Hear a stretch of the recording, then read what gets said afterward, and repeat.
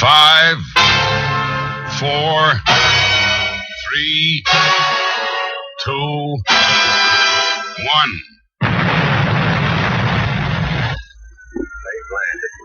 You're in the right place. Online, on the web, and on air. All over the world.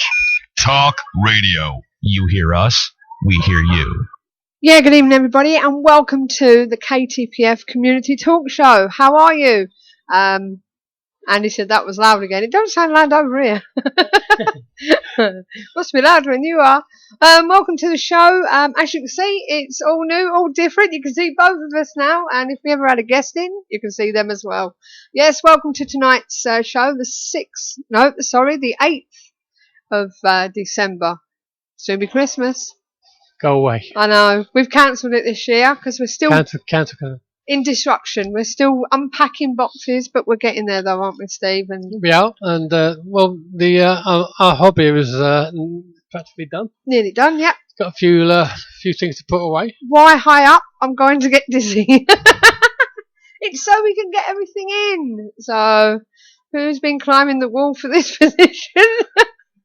That would be our Tigger, wouldn't it? Yeah, that'd be Tigger. So, you know. Yeah, he's wired it up, and I might have a look at it and bring it down halfway down the wall, so just to see, so you can be a bit lower. I don't know. We'll see what happens. Maybe bring it down a bit. Oh, Tigger will get you for that. Yeah, well, I'll have to get him over to do it. He's screwed it to the ceiling. I know. Has he really? Oh, Yes. right. Okay. So. He's fixed it up there so it stays put. So, but we are here and live back in the hub. And as I say, it's nearly Christmas, and because it's nearly Christmas, there's not much on the paranormal events. But I'll be giving you a couple of 3 later on. Just for those that may have joined us that don't know what's going on tonight, we've got a young man coming on from Kent, Rochester to be precise. His name's Neil Arnold. We'll be giving him a ring at 9 o'clock to talk to him. He's the author of many books, including Monsters, the A to Z of Zooform Phenomena, and other books including Haunted Chatham, Haunted Rochester, and others related to Kent's most supernatural places. He's had a passion for the stranger folklore since the age of 9. His main influence was an American movie called The Legend of Boggy Creek, about a hairy man-beast said to roam the river bottoms of Arkansas. I don't know if any of you have seen that or not. As a teenager, he became interested in Bigfoot, the Yeti, and other obscure monsters across the world. As I said, he is a folklore researcher, so we'll be talking to him about his study of these monsters, including winged humanoids, the paranormal hellhounds that he says he's been hunting and stuff like that, as well as the vampire of Highgate Cemetery. Yeah, and also your my favourite, your old stomping ground. Yes, They're down at Bluebell Hill. The ghost of Bluebell Hill. And he said Mothman. He's fascinated by it. Yes, he's also fascinated by the Mothman. But just to let you know that there is a story that I recall from my childhood from Kent. I'm going to ask him about that. I wonder if he knows about it, whether it's in the book. Is it one of the urban legends, or is it true? This is it. I'm assuming it's an urban legend. Either that or it really was a crazed man from the local loony bin that got away. I don't know. I think that bit was an urban legend.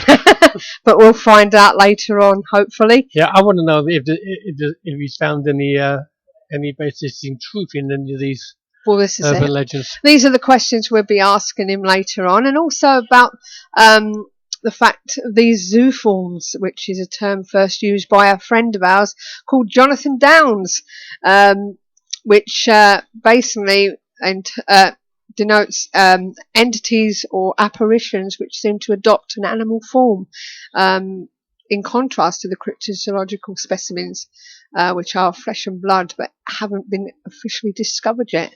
So we'll be finding all about that, these zooforms and more. Yeah, and Andy was just saying there was no vampire at Highgate. It was David Ferrant and Sean Manchester being idiots. I actually thought at first it said David Tennant. Yeah. I said, what's he done? of Manchester. But no, seriously, we're going to find out all about this and much more later on, because he does cover a wide genre of topics, and he ensures me, or he warns me, maybe that's the best word, that it will be a weird one. So, but I did tell him that we do like weird. That's what it's all about, the weird and wonderful world of the paranormal, isn't it? Or the unexpected, the unusual. So that's what we're going to be doing tonight. And then we find out it was all true. Yeah. It's like I said on my Facebook and on the KTPF. Do you remember that song? Life could be a dream. I wonder if it could be a dream. You never know. So Susie, I suppose it's supposed to be 73. We know who it is anyway. Is our Sue Nally, that is. She says she loves the unusual. So just to say hello to those that are in the chat room at the moment, not just listening. So if you are out there just listening, why don't you join the craziness in the chat room and see what's going on? Okay, we have for those of you who don't know, Shadow 1 is Steve, and hello. I am Little Shih Tzu, and we've also got Andy 707 from down there in Essex. Is he at the bingo or is he at home? This is a big question. And we've also got Rent a Ghost Rider. Okay, you can rent Ghost Rider if you wish. 2873 down over there in Norwich. I think his missus might object to that one. Yeah, so do I. So Andy's he's at home working. He's at home working. Getting ready for the school day tomorrow. Yeah, so it shouldn't be long before he's off on his Christmas holiday break. Christmas break. Are you gonna give us a contact tonight, Andy, and tell us what happened at the cage? Yes, you said you was going to. Dun dun dun. Oh yes. So that's what's going on tonight. And I've also got a disclaimer to make. A disclaimer? Yes. Anybody out there listening that bought a copy of Chat It's Fate, okay, the January edition with my ugly mug on the front, okay, it's been very much tabloided. Very much, hasn't it, Steve? Just a little bit. Yeah, my ghost night horror, molested by a rapist ghoul. Now this denotes backslapper, Mr. T. Why is Steve hiding his face? Basically, you haven't read the story, Sue. You obviously haven't read the story, Sue. Basically, if you go into it on page number. All I can say. I mean, Reddit. All I can say is that it's based in fact. Yes. The problem is Hollywood's got hold of it. Yeah, that's the best way of putting it, isn't it? Let me just see where we are. It's in here somewhere. God, hello, somebody's ripped it out. Hold on, let me just check the front page. It's on page 54. Sure, I was there just now. Double page spread. No Rent a Ghost, but Joshua did. Okay, and it says "Groped by a pervert." This one was ghost. This was one ghost that couldn't keep its hands to itself. Right, let me just tell you, there was a place in Pontefract back in 2007 that asked us to do ghost hunt, wasn't it? A team one. Yeah. Because they've heard rumours and what's going on. Okay, and not a nice thing to say about Steve. Right, so basically we went there and we did a night there and we picked up some stuff. We picked up on a man who basically, a middle-aged Jamaican man who basically had a pawn shop for young girls, to put it bluntly. This was the truth, but they couldn't say that in the book, in the article. No, underage young girls at that. Yeah, and we came across this man, and that was all we came across at first, wasn't it? And apart from the other stuff. Yeah, we did get his name and that. Yeah. Now, what happened was the young man who wanted us to do the investigation, his plan was if we picked up anything on the night, what would happen would be we'd come back and do public ones for them, for the hotel. Bit different from singles nights and stuff like that. So basically, he rang me 2 days later and said, "When can you come back?" I said, "Why? What's happened?" He said, "I've been speaking to the barmaid and I told him about this guy you picked up, and her face went white." And he said, "Why? What's up?" And she turned around and said, "I remember hearing a story about this guy, blah, blah, blah." So he wanted us back. Now, another time I went there, something happened, and we had even one of our team members at the time thought our Ashley had turned up and said she'd seen him in the kitchen, and within 5 minutes later I got a phone call saying, "We'll be there in a bit, we just got lost." So, and he wasn't even there. So it was quite an interesting place, and a place we used to love doing, didn't we? Yeah. Another time I went there. I would never stay there as a guest. No. It's a terrible Another place. time I went there, we was with a group of people again, in the old house part of it, in the kitchen, old kitchen area, and we were sitting there. And in the past, we've always heard people turn around and say to us at investigations, especially Aldsall Hall, "I feels like somebody's playing with my boobs." Now, I've never experienced this at all. And I thought, no, surely not. But when I was at Parkside, if you can imagine, ladies and maybe gentlemen, somebody holding your boob and moving their hand, your clothes move, your bra moves or whatever. That's all I felt. But they seem to feel it very, very nicely put to say They took it one my step skin further. crawled with disgust as he twiddled my nipples as if he was tuning a radio. So yeah, they went a little bit further, and but at least they advertised the group, which was the main thing. It's a good laugh, I suppose. But yeah, Mrs. It was an experience I don't think I'd never like to feel again. I mean, I'll be honest with you. So all you ladies that were out there on our previous ghost hunts at Aldsall Hall, with UK Shadow Seekers, or with our previous group, Tameside Paranormal, then I agree, it does happen. If they can go further, God only knows what goes through the people's mind normally. True, most haunted needs a carry-on film. Meets a carry-on film. Meets a carry-on film. That would be good. That could be fun, that one. It could be fun. I don't know. But yeah, so that's my disclaimer. So, but it was a good place though, wasn't it, Steve? It was, yes. You know. It was a nice place to do.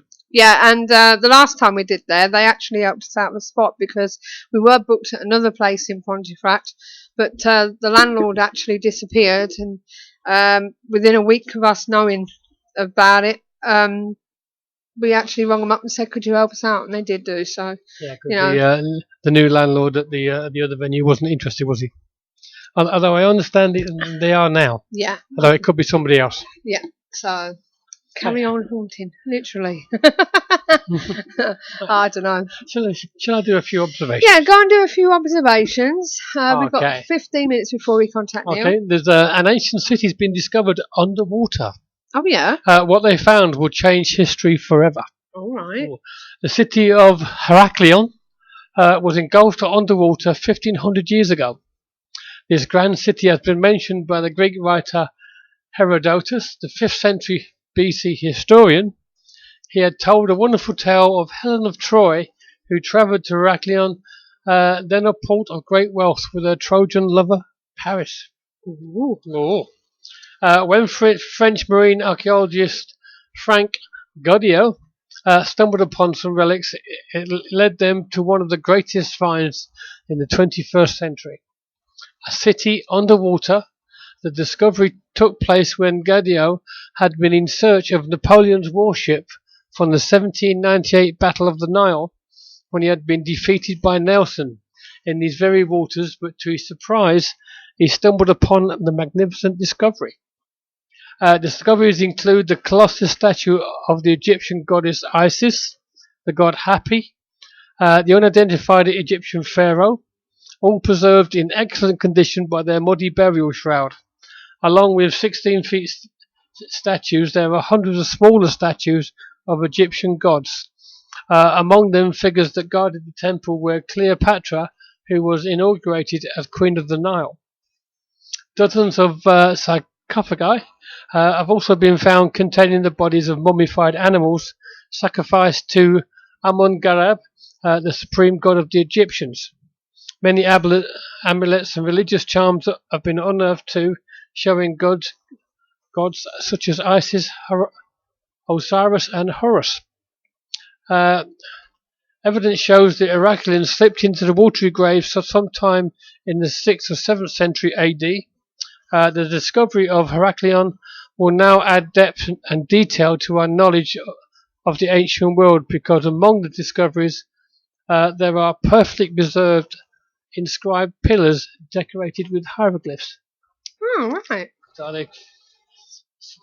So they could be getting a lot more information that we didn't know about. Our teacher's correcting us here. Has he? Herodotus. Well, Herodotus. well, that's close to what I've got here. Here it's spelled Heracleion. Herodotus. Oh, whatever. Heraclion to me. I Yes. don't care. No. Ain't only ding dong. Okay, we got Chris Shearer and Lisa Bishop ain't afraid of no ghost. Okay. Oh no. The fact that the spooks might scare other folks away, this duo to charge through the front door and then try to make a buck. When Shearer and Bishop decided to pursue their passion for food by opening a restaurant, the natural choice for a location would be one of the county's oldest buildings that has been for years a hotbed of unexplained paranormal activity. Can you imagine eating your cheeseburger and chips and a ghost walks through and says, "Did you want any sauce with that?" Shearer and Bishop opened the Cottage Cafe on November the 6th at 2900 Post Road in Plover, wherever Plover is. Shearer said the property is more than 160 years old, but has been vacant for more than a decade. More to the point, the building has been chronicled in publications such as Haunted Heartland by Beth Scott and Michael Norman, which describe the eerie events that have been recorded there over the years. Locked doors opening on their own, lights going on, and glasses being knocked off the bar. Where is this? This is in a place called Clover. In England? No, I think it's in the US there. All right, okay. Because you said Heartland and I'm thinking the Anchor. Plover. I'll have to Google Plover and see exactly where it is. Shearer and Bishop have long been interested in the paranormal. The sisters founded Sevens Point Paranormal Investigations, a group of about 5 people who have researched paranormal activity across the country for 25 years. Bishop said her and her sister were excited about the prospect of purchasing the property, formerly known as Old Sherman House, and spent the past 18 months renovating it. She and her sister have already witnessed proof of spooks for themselves. A glowing orb, here's one for you, Andy, the size of a softball that floated up the stairs near the front door, visible only on night vision cameras. Oh. And that's no bleeding good. I want to see it with your own eyes, don't we? And a piano playing in the parlour that is now used for the restaurant space where there is no piano. We've heard a lot of theories about why this place is haunted. All we know is that we've been seeing things happen here, Bishop said. Shearer and Bishop have no doubt that the customers will come to the cafe for the chance to glimpse a ghost, but hope the food will bring them back. Oh, yes. Okay, now, here's a lesson for some people. Visiting ghost hunters mistaken for burglars. Oh, yeah. Gettysburg police are investigating a complaint concerning a ghost hunt that an officer initially thought was a burglary in progress. Thanksgiving night leading to tourists and a tour guide being held at gunpoint and handcuffed inside the historic building. Now, people, this is why we always, that is shadow seekers, always have a permission to investigate letter signed. If no one from the building is going to be with us, Yeah. it's worth thinking about, because at least that way you've got proof that you've got permission to be there. This is it. This is it. You need to I do mean, that. it doesn't happen a lot these days because No. you normally have somebody from the building with you. Yeah. But there's always that once, isn't there? Mm, So this is please get your paperwork sorted out and get permission signed. At least then you won't get arrested. it. No, this is it. Okay. So, Are we ready for this one? Here we go. Scientists reveal extraordinary sonic properties of Stonehenge bluestones. okay. Blue stones. British researchers reporting from the journal Time and Mind, the journal of archaeology, consciousness and culture, may have cracked the mystery of why the builders of Stonehenge chose to hold some of its great blue stones 320 kilometres away from Wales to Salisbury Plain. Their pilot study is focused on blue stones in, here we go, Carn Menyn Ridge, Preseli Hills, southwest Wales, the source area of some of the Stonehenge blue stones. According to local legend, the blue stones possess magical and healing properties, but what Dr. Paul Devereux and Dr. John Wozencroft from London's Royal College of Art have now discovered are the extraordinary sonic properties of these stones, which might have led to their use in Stonehenge. After testing 1,000 stones at points along the Carn Menyn Ridge, they found that on average between 5 to 10% of the rocks ring when hit. In localized places, the figures rose from 15 to 20%, with a few very small hot pots up double that percent. When struck, some make a range of metallic sounds from pure bell-like tones to tin drum noises to deeper gong-like resonance. Dr. Devereux and Dr. Rosencroft explained, being in no doubt that the source area of the Stonehenge bluestones is noteworthy soundscape. The scientists travelled to Stonehenge itself. The sonic properties of the bluestones were tested in situ, the first time this has ever been done. Was sound the key resonance behind the otherwise inexplicable transport of these stones from Preseli to Salisbury Plain? Whether they were to be wrong at Stonehenge or simply because the megalith builders associated them with the magical properties of the astonishing Carn Menyn soundscape. Stonehenge will never tell us for certain, but given all that the study has discovered, such suggestions may well ring true with further research. Very interesting mysteries around Salisbury Plain. It is. I mean, I saw a little video of them hitting a rock at Carn Menyn soundscape. It did sound a bit metallic, but it was a bit nondescript, to be honest. Yeah. It was no different to actually hitting something with a bit of tin in it. Is that your last one? That is my last one. Well, I'm going to tell you about this one before we ring up Neil. Good. Right. Well, there's always been a problem with earthquakes and stuff across the universe, or what sort of across the world, I should say. But have you ever heard about this one? The Seattle Seahawks football fans caused a minor earthquake. Okay. A celebration by football fans in the US city of Seattle grew so loud on Monday evening it registered as a minor earthquake, a research group has said. Raucous fans jumped up and down during an early first quarter touchdown in the game between the Seattle Seahawks and the New Orleans Saints. The Pacific Northwest Seismic Network detected the vibrations, measuring between a magnitude 1 and 2 earthquake. The Seahawks won the game at CenturyLink Field 34-7. Pacific Northwest Seismic Network Director John Vidal told CNN his staff recorded 5 separate seismic events during the game. It's not the first time fans' celebrations shook Seattle. In 2011, the response to another US football touchdown registered at nearby seismic recording stations. CenturyLink Field, which is an open to the air, also set a Guinness World Record for noise in September. Now, can you imagine if we all in the whole world everybody hears about people singing in tune across the world and hands across the world. Can you imagine if we all jumped at the same time?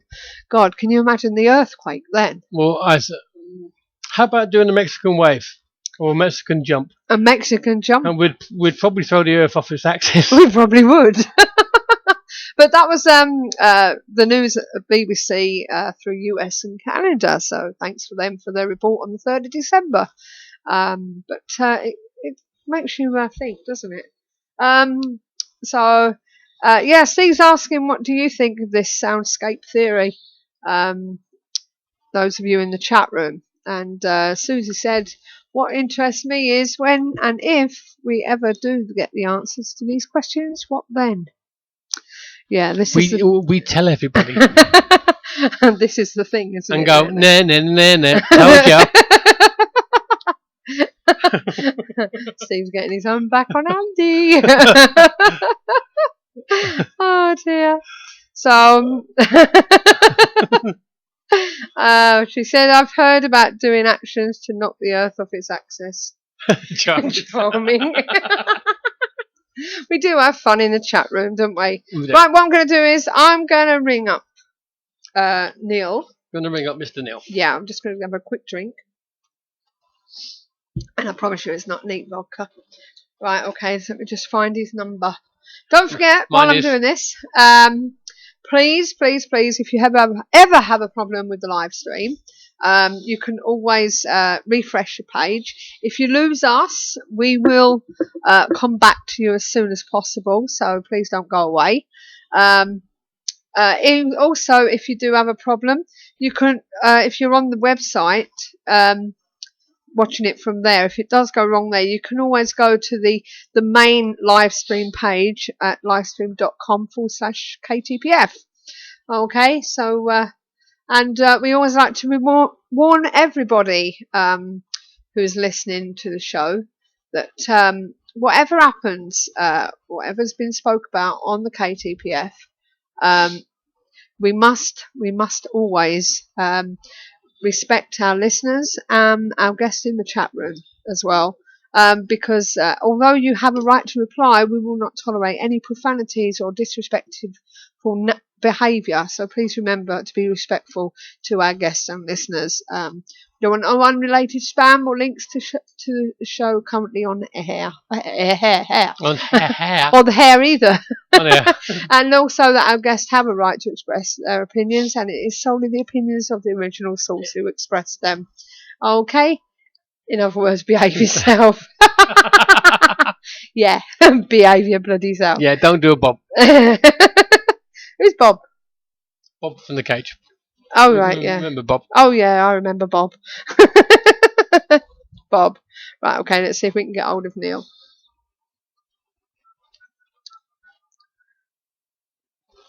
Oh, good. Don't need to add a bit. Sometimes you need to add a bit if it's a what's name number. Is he in? Hi, is that Neil? It's Suzanne from How Are You? Not too bad. Right, I'm just going to put you live on the air. So if you just bear with me. Okay, make sure everyone can hear you. Can you say hello to everyone for me? Hello there. Right, we've got Neil on the phone, so hopefully you can hear him in the chat room. He's a little bit quiet. He is a little bit quiet. Let me turn his mic up. That's better. Right, okay. Right, not a problem. Try again then, Neil. Hello, everybody. Hello. Right, okie dokie. Now, Neil Arnold, you hail from Rochester. I do. You do. And also you're a folklorist and you're into cryptozoology. Now, the thing is, how did you get into all this? Basically, when I was a kid, and I was kind of sick to death of reading the same old information in so many books that were being written by researchers, especially sort of allegedly well-respected authors on ghosts and stuff like that. So I began just researching it, more so regarding the side of monsters and folklore. Yeah. But I've always had a bit of an interest in that kind of stuff. But it was mainly stemmed from stories from my dad and my granddad, and then watching a film called The Legend of Boggy Creek when I was about 8 or 9. Okay, so it's set in your mind then, did it? Yeah, well, Legend of Boggy Creek terrified me when I was a kid, and it's like a pseudo-documentary style, not really a horror film, about a Bigfoot type creature said to roam like the murky swamps of Arkansas in the United States, and I was just so intrigued by that possibility that there could be monsters around and stuff like that. So I just began really looking into it and trying to sort of peel back the layers of any sort of, if there was any meaning behind these stories, or they were just sort of, campfire tales. Right. Okay. Now you've written many books about this sort of thing. One of the books that comes to mind is the A to Z of Zooform phenomena. Now, first of all, for those that aren't used to this new word Zooform, can you please tell us? John Downes, I take it, is responsible for this word. Yeah, the book is called Monster. Yeah. A to Z of Zooform phenomena. It's kind of Zooform phenomena is a bit of a complicated term, but it seemed that in the paranormal world, a lot of so-called sort of ghost hunters and people like that weren't really researching anything to do with strange creatures that seem to be supernatural. From sort of phantom dogs and cats, sort of more demonic manifestations. And I think John Downes, who runs the Centre for Fortean Zoology down in Devon, he gave it this term to sort of describe creatures that simply can't be. So we're talking about stuff like the Jersey Devil, Mothman, the Goat Man, all over the world, Phantom Black Dog, which aren't just sort of, ghosts of somebody's pet that's died. There's obviously something more to this than meets the eye. So that's why I kind of did the book. It started off as a really small article, and then it ended up sort of like 400-page book, an A to Z. As far as I'm aware, no one's ever sort of done a similar book, because it's not really cryptozoological. It's covering more sort of demonic manifestations. Now, you have a feeling about this, don't you, when it comes to this sort of thing, that about the entities, I believe. Yeah, and you are into the paranormal as well, aren't you? Yeah, well, I've written a lot. I'm not a huge believer, but I think there's too much stuff being written that's all the same, and especially since the 1970s. There was a lot of authors around that were the only really sort of authors of their time, and they was often considered well respected, and yet. Well, I've been doing a lot of research, particularly in sort of the southeast of England, although I write about stuff all over the world. You start to realise some of these original books that are so revered are actually incorrect. So I wanted to kind of go into a lot more detail with local folklore and try and strip back to find out if there's anything behind some of these sort of legends. And sometimes there is still a small percentage that can't be explained, but there's obviously a lot of stuff that can be. Yeah. Now, your interests are quite eclectic, really, with the cryptozoology and everything else. But what would you say was your main field of interest? If anything, it's probably the more sort of demonic side. The fact I get a lot of... I keep a lot of different stuff that I do sort of separately from one another, because I do a lot of the research into sort of the so-called big cat sightings across Britain. But also with cryptozoology, that's very different. Cryptozoology is more to do with like searching for hidden animals that could well exist. So, that they're scientifically possible, but there's certain things which just can't be possible. When somebody sees a hairy winged humanoid with burning red eyes, it's just not biologically possible. So there's got to be something in that, and I think these are more connected to the human psyche rather than actual sort of other dimensions. Right, and when it comes to the cats in Kent, it seems to be a bit of a hotspot, would you say? Are there a lot of prey in Kent, as we have been told, where there is deer, there is big cats? Yeah, to an extent, the big cat stuff is such a complex subject. Again, I was interested when I was about 8 and started looking around thinking there's hardly anybody. At the time when I was sort of 8, there was a lady called Di Francis and a couple of other researchers who were collecting evidence and sightings, but nobody was really looking into this all the time. No. And I eventually sort of made it my job, because I was sick to death of people saying that these big cats were ghosts and stuff like that, and that's where it gets a fine line with folklore, because stuff starts to melt into folklore when people don't really research it properly, so they don't find the evidence. But, I cover, again, stuff all over the world, but mainly in the southeast of England. There's clearly populations of these large cats, and people just don't realise the amount of evidence is out there. And of course there is enough food, and like you say, there's a lot of deer around, so deer would sort of prove to be a perfect sort of. Yeah, but we was at the Weird Weekend last year, and we met John McGowan. Yep. And but where we were staying, the second night we slept, we actually heard what we thought we heard was a howling sort of thing, and these dogs that were in this van were really going crazy. And it wasn't until the next day that John said he actually heard a cat, and he thought it was somebody messing about. Right. But when we told him we'd heard the same thing, and we told him how we heard it, he was more happy to find out that he wasn't being taking the mick out of, you know. Yeah, I believe that John said that what everybody's heard was from a leopard. Yes, that's correct. Which is quite a distinctive sound. Of course, they give different noises. The Yeah. mating call of a leopard is quite unusual as well, and often it's important to see how other things react, especially other dogs. Yeah, I was very pleased that I actually heard something like that, to be honest with you, and I learned about the scat and everything else. Yeah, So yeah. Well, again, a lot of people don't realise the amount of evidence is out there. The trouble is, when you're in sort of my line of work, you do get a lot of detractors and people that, seem to sort of slag you off and stuff Oh, like that. yeah. People just don't think there's this type of evidence. With the paranormal, it's a lot more difficult to find actual evidence. But with something like a cat, people are saying, oh, well, it's paranormal, it's a demon. And I'm thinking, but it's actually left scat. Mm. I've had people telling me, well, a demon can leave scat. And I really don't know of any demons that go around sort of pooping everywhere. Yeah. So I find that a bit kind of, it's clear there's large cats around and there's every reason for there to be these animals as well. So. Right. Now, talking about these animals, what would you consider would be monsters in this country? Well, of course, the big classic one is the Loch Ness Monster.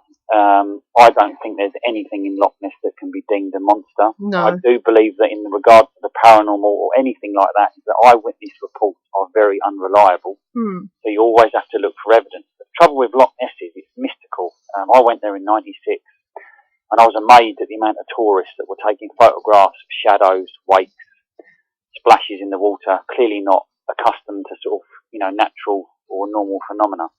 I think that what's in Loch Ness has altered over the years, but it seems mostly to be something like a large sturgeon that visits every now and then. Yeah. Or possibly something like a large catfish, which would, of course, be around sort of the bottom of the loch. But I think it's 26 miles long, 800 foot deep. So it's a perfect place for a monster, but it can't biologically be a long-necked plesiosaur in Loch Ness. It just does not make sense at all, because it would be a huge animal. There's got to be more than one. They've had to have had a breeding population for many, many years, and there's got to be enough food. But if something is visiting every now and then, like a sturgeon, that would explain most of the sightings of a humpback in the water, which is like an upturned boat. And sturgeon can grow up to about 20 feet. Yeah. When it comes to the things like the Loch Ness Monster, why do you think people hoax a lot? I think some hoaxers just do it for a bit of fun. There's not always that amount of malice, but I think with things like the Loch Ness Monster, we need these things. Once they're in, if these creatures or these stories are good enough, whether it's a haunting, a monster story, if they're good enough, they get passed down over the years and they embed themselves into local culture and folklore. So it's not about whether they're real in the end. We just love the mystery of it. Everything becomes a Loch Ness Monster. And let's face it, you can't call it sort of the Loch Ness Catfish because it doesn't sound very good. So you've kind of got to have stories that, for dark and stormy nights, are, better suited for our kind of folklore. Do you think it could be possible? We've heard this before. Ghost Riders asking in the chat room. We've heard it many times before. The possibility that Loch Ness could be a ghost, an apparition.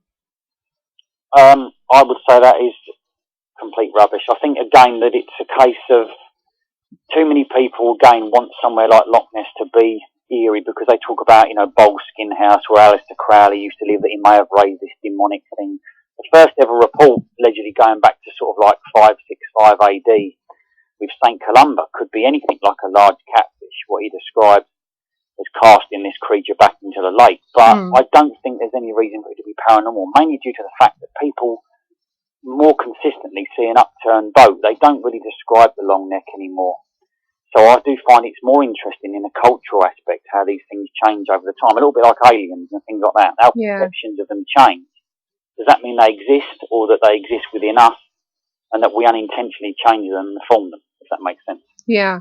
Now, we've heard about the stories at Cannock Chase, and the amount of phenomena that's supposed to be there. Not just the ghosts of the cemetery, but we've heard about big worms and werewolves. Do you think there could be the possibility that there are wolves in this country? No, I don't believe there's any wolves, and I don't believe there's any werewolves. I think it's not about being sceptical. You've got to look, like anything, you've got to look at evidence. Yeah. When people talk about things like Bigfoot in the United States, when you look at mountain lions, they're very, very elusive, and yet we still find scat, we still find the occasional body. Yeah. So with something like Bigfoot, you'd expect to find something. With wolves in the UK, unless you have the occasional escapee, they're nearly always shot dead or recaptured. Werewolves, there's been sort of one or two reports, but it's still down to eyewitness perception. Cannock Chase is one of those places that attracts not phenomena, but people call it a window area. Yeah. And anything that sort of happens, they always try to blame it on one of those things they've heard about. There's been several books written about sort of Cannock Chase, and I think they've all been quite disappointing, very scant. And that pretty much sums up the area. It's fleeting all the time. People talk about big cats there and that they've never seen any evidence, but there is evidence for large cats there. But for somebody to say they've seen a werewolf, to me, I'd have to question possibly the witness, or is it down to something that's within them that they, people do seem very strange things. It doesn't mean it's flesh and blood, but do you can't think be sort of a real werewolf. Yeah. Do you think a lot of the time we see what we want to see when we go looking for these animals? Well, I've taken lots of people out into the woods over the years, and it's amazing what the imagination can do.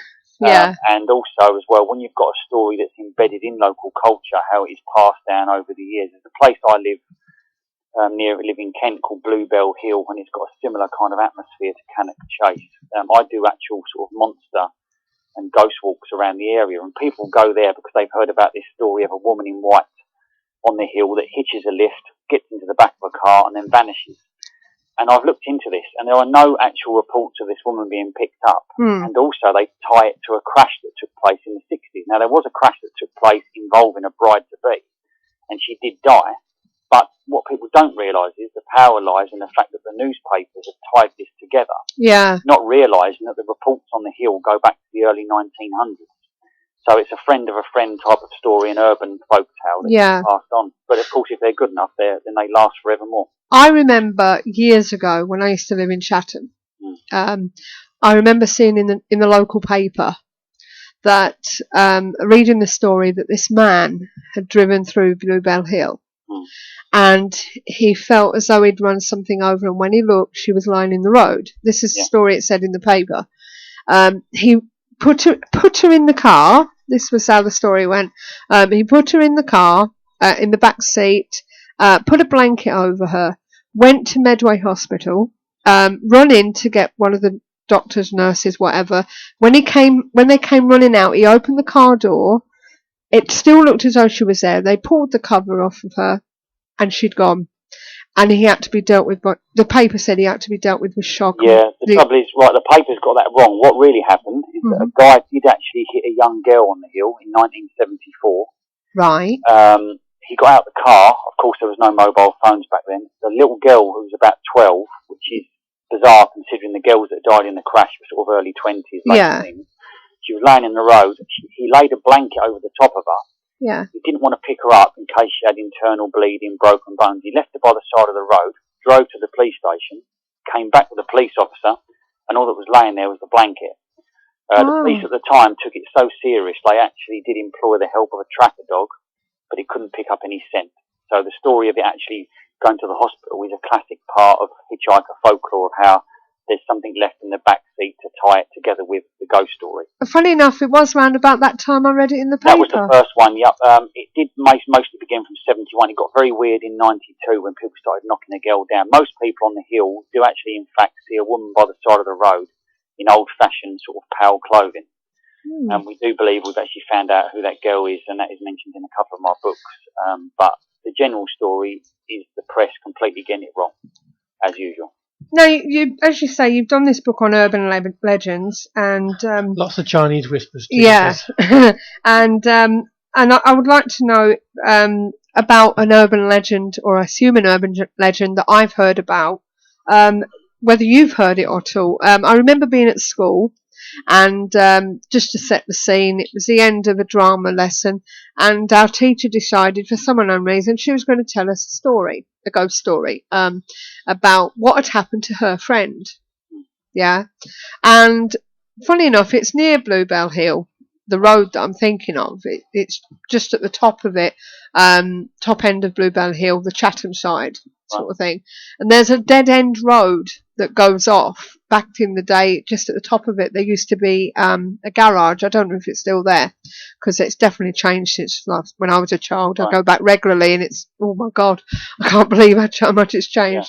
Yeah. But there was a road, and apparently her friend, this is what she said, and her boyfriend, partner, whatever, run out of petrol, so they pulled down this little side road. And what had happened was, he said, it was late at night, stay in the car, can you please stay in the car, I'm going to go up to that garage and get a can of petrol and come back and we'll go home, yeah, or whatever. And so she stayed in the car and he went off. And next minute she heard banging on the top of the car, right? And she ignored it and everything, but it got louder and louder. Now, next minute there was a tap on the side of the window, and it was the policeman. And she rolled the window down, and he said, "Can you please step out the car?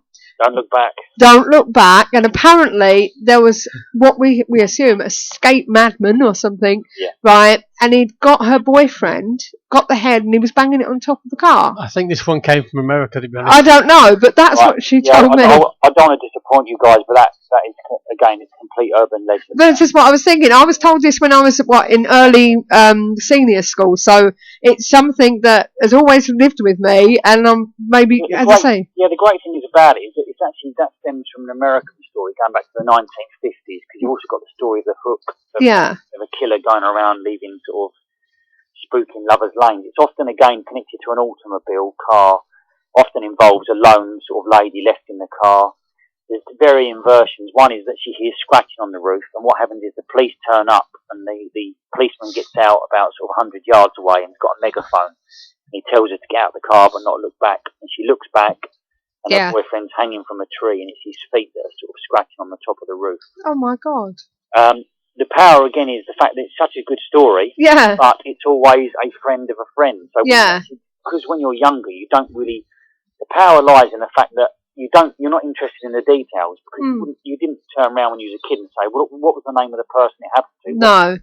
Because the power lies in the fact it's almost the bogeyman at the end. I think I was about 12 years old, so it was a good story. Exactly. That's the popular story. I've actually mentioned that in the Kent Urban Legends book, because it's actually popular all over the UK, that story. Really? And over the United States, and that's where it stems from.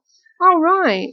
It's actually, most of these are 1950s. There's a great story about when you was at school, and they used to say, if you go home at night, go up in the bathroom, turn the light out, light a candle, stare in the mirror, and if you say the Lord's Prayer backwards 13 times, or whatever, it depends, then this woman called Bloody Mary will appear in the mirror, this old hag.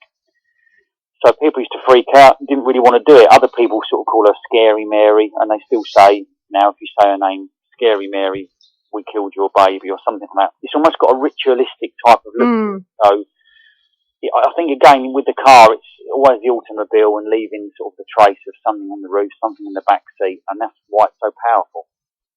So you've done this book on Kent Urban Legends. Was there any that have actually stand up to scrutiny?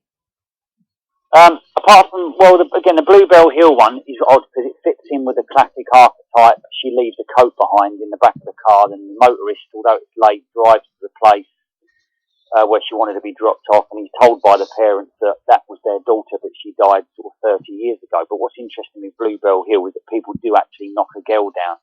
Yeah. It happens roughly every year on Bluebell Hill, and a few months throughout the year. So that one sort of does come to life. But most of the stories are simply spook stories. There's a village in Kent called Cluckley, and it's said to be the most haunted village in Britain, which is complete rubbish because most of the ghost stories were made up in the 1950s. Really? Ghost hunters still go there every Halloween expecting to see the 12 classic ghosts of the ghostly monk, the highwayman, the phantom coach and horses. And there is said to be a bush down there called the Devil's Bush. And they say that if you go up to it on certain nights and take off all your clothes and dance around it backwards 13 times, then the devil is sure to appear. Personally, I don't know anybody stupid enough to do that, but of course the legend lasts forevermore because nobody's brave enough and no one knows where the bush is anyway. No, it's definitely not. So that's how the story, why they last, because they've almost got a vagueness to them.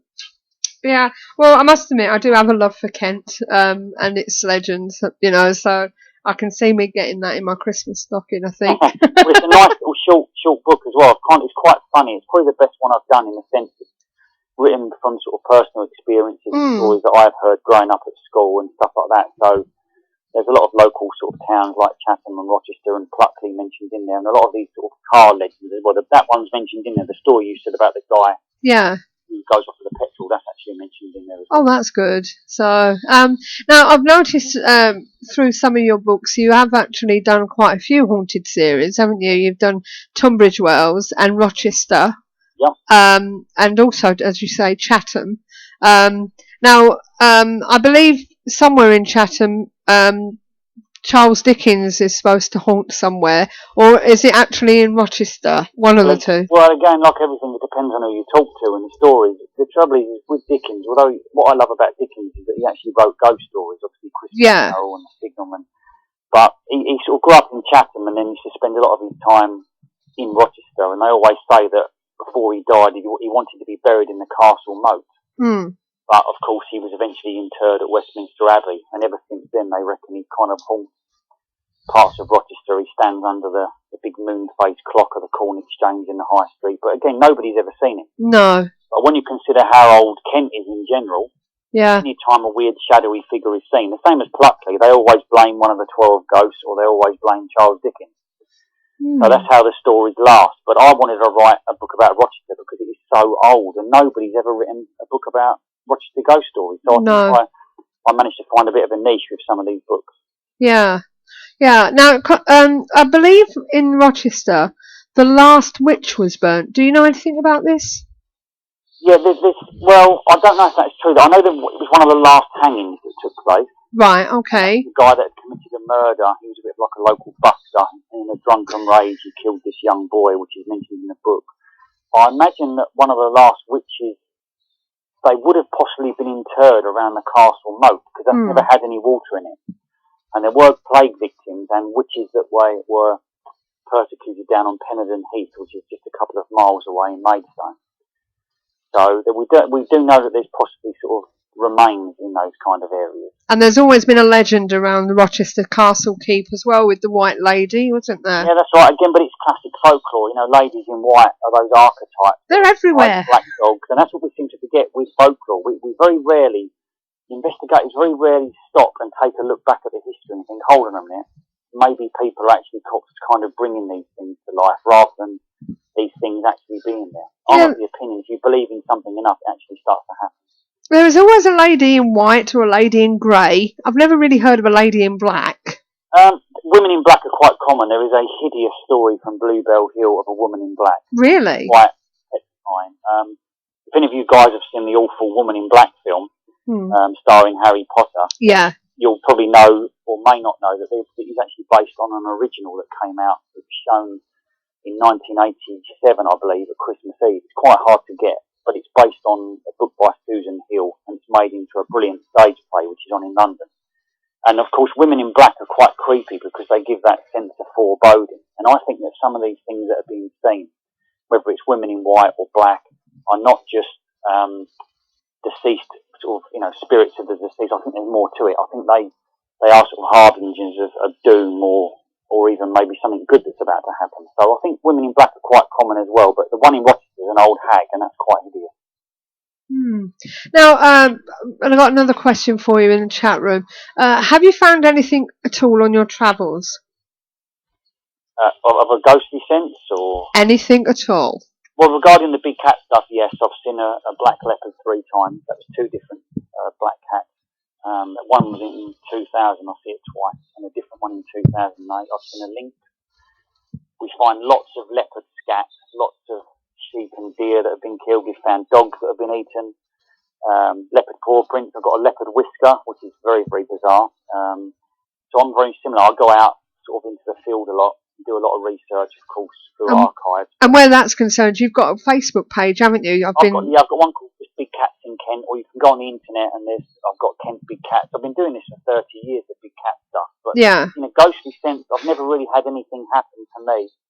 I think it's because I don't really kind of work with sort of ghost hunters and people like that, because I think they can influence themselves without realising it. But I've gone into some very strange places, had a few weird experiences with the living, but nothing really with the dead, apart from the occasional sort of creaking door that might open on its own.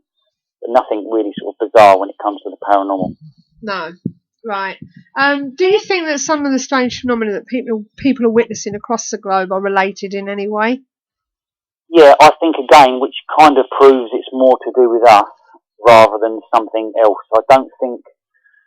I'm not saying that people don't experience things. You know, when you revert back to Bluebell Hill, people clearly are having experiences on the hill, and not everybody that is seeing these spirits believes in this sort of thing. So that makes it more interesting. Yeah. Especially when more than one witness sees something.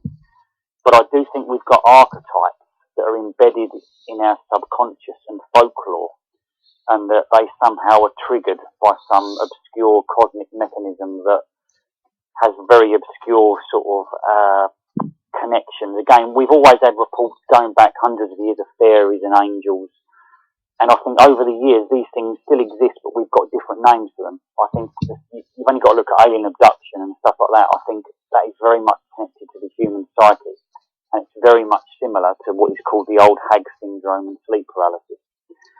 Right. So I don't know if there's really other things out there, but I think we are prone to these type of things, and there's some type of tear in the fabric of time where maybe these things, or whatever they are, come through. But then again, the mind is a very powerful thing. Right. Now, you've mentioned before in various interviews that when it comes to your research, as I advertised you tonight, that you've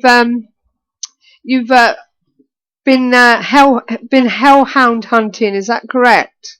Yeah, well, again, that would be just kind of, if I get reports of stuff, I like to go out and investigate it. Or if I'm writing articles or stuff for books, I like to try and do proper research. But regarding hellhounds, again, that would be huge phantom black dogs. But people have always spoken about these giant black dogs over the years. But I've got reports of some that are black and white, some that are red and white, some that are purple, yellow.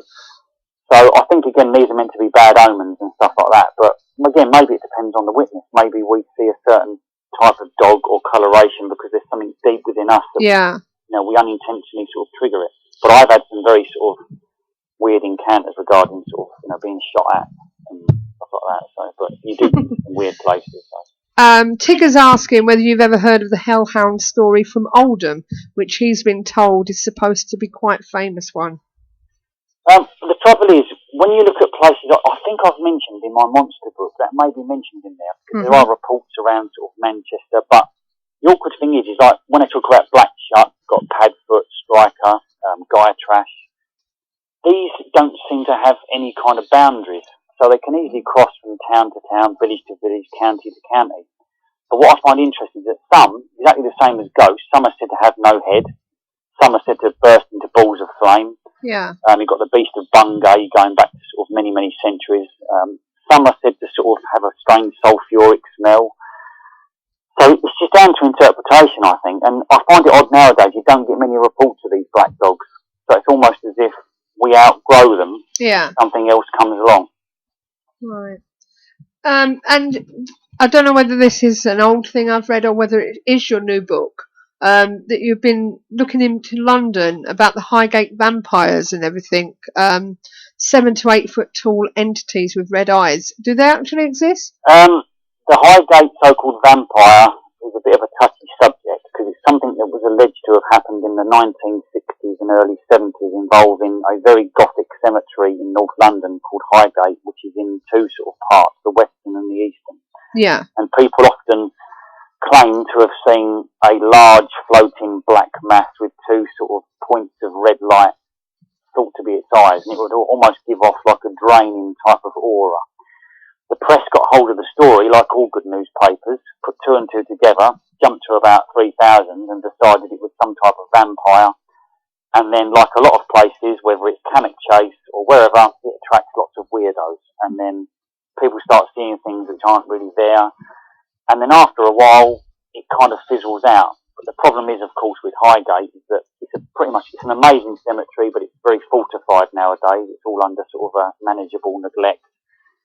But I think what there was experienced was some type of psychic entity to an extent connected maybe to the witnesses, but not a vampire in what we all know and love. No. You know, but I think it sounds good calling it the Highgate Vampire. And again, if the story's good enough, then it embeds itself into folklore again. Yeah, it's not a Mothman, is it? Well, again, interpretation. Some of the reports of Mothman were of a more of an angelic type of creature or something like a man with wings, and he never once ever looked like a moth. No. But it sounds good. It sounds like a comic book anti-hero. Mothman, Jersey Devil, Goatman, you know, that type of thing. Spring-Heel Jack. They are things that we create. And we don't seem to realise that we do create these things sometimes. No. What would you say are zooforms? What kind of creatures? Which ones are zooforms? Yeah. Well, again, it's down to interpretation, but when you've got a creature, like I say, like Mothman, this was a thing that was said to have been seen around West Virginia in Point Pleasant, around the Silver Bridge in sort of the 60s. And it was said to be like a winged entity with sort of red eyes. But about 4 to 5 years before that, a similar creature was seen actually in Kent by a group of youths coming home late at night from a party. So some people call them sort of bat-like figures. You've got the Owlman of Mornon, which was in the 70s down in Cornwall in the West Country. People had seen this figure, but it seemed to be mostly teenage girls or people in the company of teenage girls. So I wonder if sometimes, again, it's to do with the psyche. But again, this is how what we would call zooforms, because they're things that can't zoologically exist. Yeah. So they're a mix between hoaxes, misinterpretation, and possible sort of psychic phenomena, I suppose. Now, we had a good friend of ours, I think it's a mutual friend, Richard Freeman was on last week. All right, yep, great guy. Yep, love Richard. Now, he was saying when it comes to the cryptozoology side, there are people out there that looks at the cryptozoologists as madmen and, you know, crazy and God knows what else. But like we've said, that we need that sort of thing in this world. We need these people to go out and find these animals and be interested enough to do so, because like we've always said, back in the day, if nobody had gone out and listened to these tribesmen about these crazy animals that they were going on about, something hideous, we wouldn't have things like gorillas and giant pandas and stuff like that. You know, probably it's like in all walks of life, whether it's, I don't know, football or your local pub, you're always going to get a few weirdos around and a lot of detractors as well. And you get I get a lot of skeptics who refuse to go out and have a look, but will sit behind the computer and hide behind a false fake name and just slag you off, but they won't sort of look at what you're presenting. No. So, you know, I think that they always get tarred with this, cryptozoologists, especially sort of people like Richard Freeman, get tarred with this brush of being kind of wearing a safari jacket and kind of, you know, a huge net and going out kind of chasing shadows. But some of the evidence that Richard has found is amazing, because when a lot of people start reporting something, like I say, with the case of the mountain gorilla, the tribes used to talk about a man that runs out the forest and bangs his chest, and science used to laugh. And then, of course, it was getting a body which eventually convinced them. The trouble is, like in all walks of life, with this type of thing, you are probably going to need a body to convince people. Yeah. And if you do end up with sort of hair, they will probably turn around and say, oh, well, you know, it's an unknown ape or whatever. You know, Richard's gone and looked for the thylacine. He's gone to look for the orang pendek in Sumatra. Yeah. Giant snakes.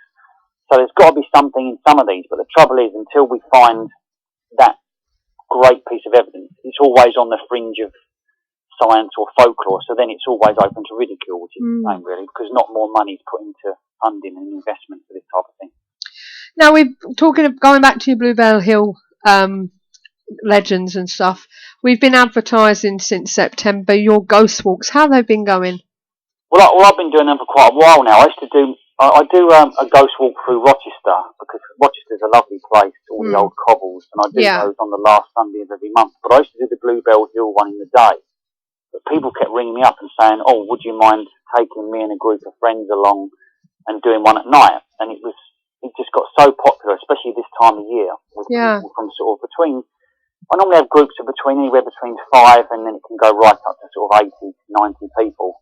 But I prefer smaller groups, and I take them all around these areas and show them all the old mysterious stones, talk about the big cat and a lot of the stories. I don't sort of have any sort of silly gimmicks. It's all based on sort of my research over the years, though. But it's quite a creepy place. It's worth going on.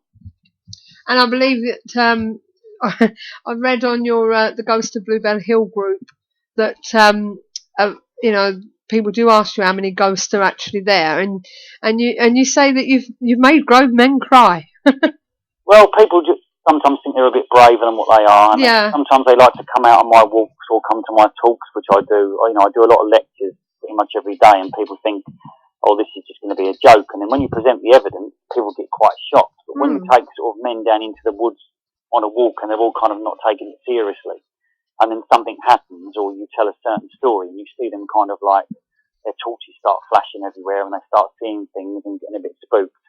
And then I offer for them, would they like to stay out in the woods, maybe looking for the big cat? And then you soon, you know, find out who the brave people are then. So, but, you know, each to their own, I suppose.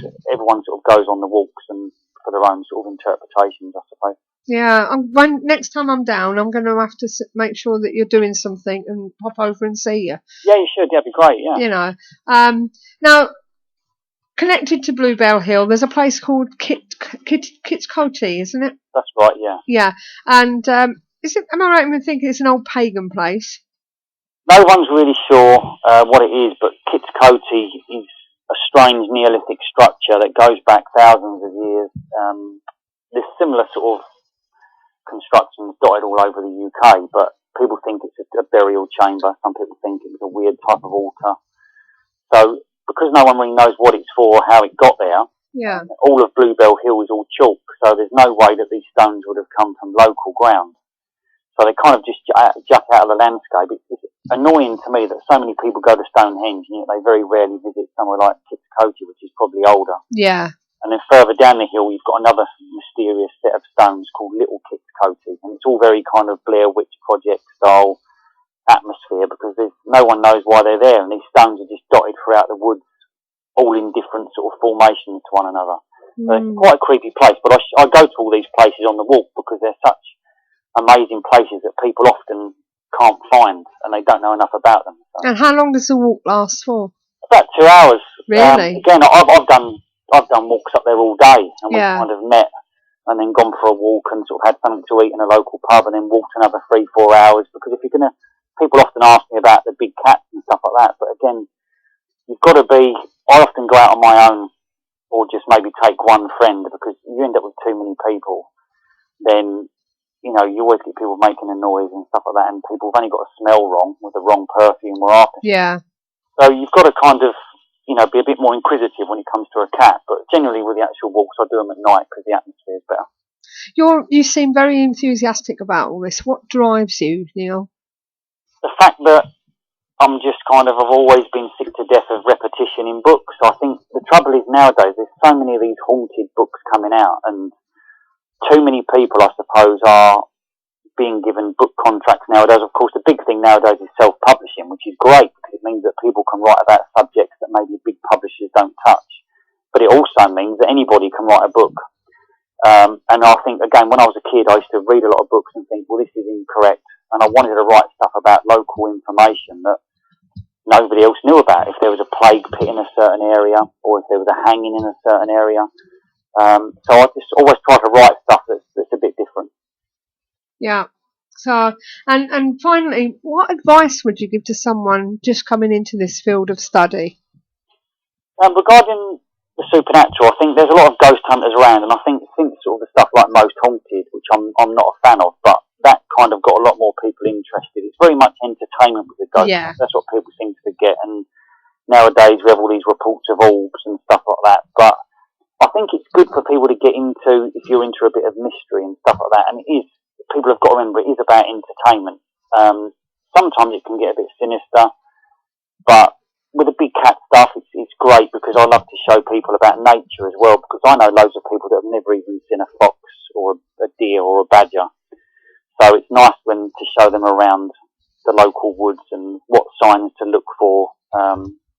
But it's just, it's something that should drive everybody. We all need a bit of mystery in our lives. I think that's the main thing. Yeah. Nice to write about it as well and just show people this sort of stuff. But it's also nice to write stuff that no one else has heard about. And people say, "Oh, that's really interesting. We didn't know that. We've always heard the same old story." So it's nice to shed new light on old stuff. So apart from the Kent Big Cat, blogspot.co.uk, which I've just put on here for everybody, what other websites can they find you on? Well, so I'm not a big fan of Facebook, but I've got a Big Cat in Kent page on there, which I update, because I did a few books a few years ago called Mystery Animals of the British Isles, London, and Mystery Animals of the British Isles, Kent, but I'm planning another one with some extra photographs, a bit more concise. I have got another one called www.beastsoflondon.blogspot.com. Okay. I've got a few of those, but generally, like I say, there's a lot of stuff I don't put on the internet. I used to have a blog for my Zooform stuff as well, but I don't really update that as much. But all my books are available on Amazon and stuff like that. See, so and the monster one is I think it's about 400 pages, and so they're quite big. Whereas the haunted ones I've done and the Kent Urban Legends are only about sort of 100 or so pages. They're little informative guidebooks. Right, okay. Well, I'll definitely be booking that one for Haunted Kent, and probably going for the Rochester and Chatham as well, seeing as it's my old stomping ground. Well, that's right. Again, Chatham's kind of got so much history with the dockyard and places like that. So, and I spent 30 years growing up there, and I moved to Rochester about 6-7 years ago, and again was amazed at the lack of interest in the local ghost stories, and it's stuff that happens all the time. It's just nice to write about local areas. Yeah, well, this is it, So what's next for Neil Arnold? What you're planning? I'm going to start possibly doing a bit of self-publishing myself. I'd like to do a follow-up to my monster book, because that was always quite popular. That did well in America, that one. It's like an A to Z. It's good for kids. Again, I'm doing the walks and talks. The talks is what I basically do for a living anyway, and I'm hoping to do another Big Cat book at some point, but I'm also writing about sort of stuff like music and that as well. So there's lots of other things that take up my time. It's not all about just kind of sitting in the woods all the time, really. You do need a bit of a break from weird stuff sometimes, especially when you've met some of the strange people I have. So. This is And are you planning anything down at the Weird Weekend next year? No, as far as I'm aware, I don't know. The main talk I do, I don't really sort of.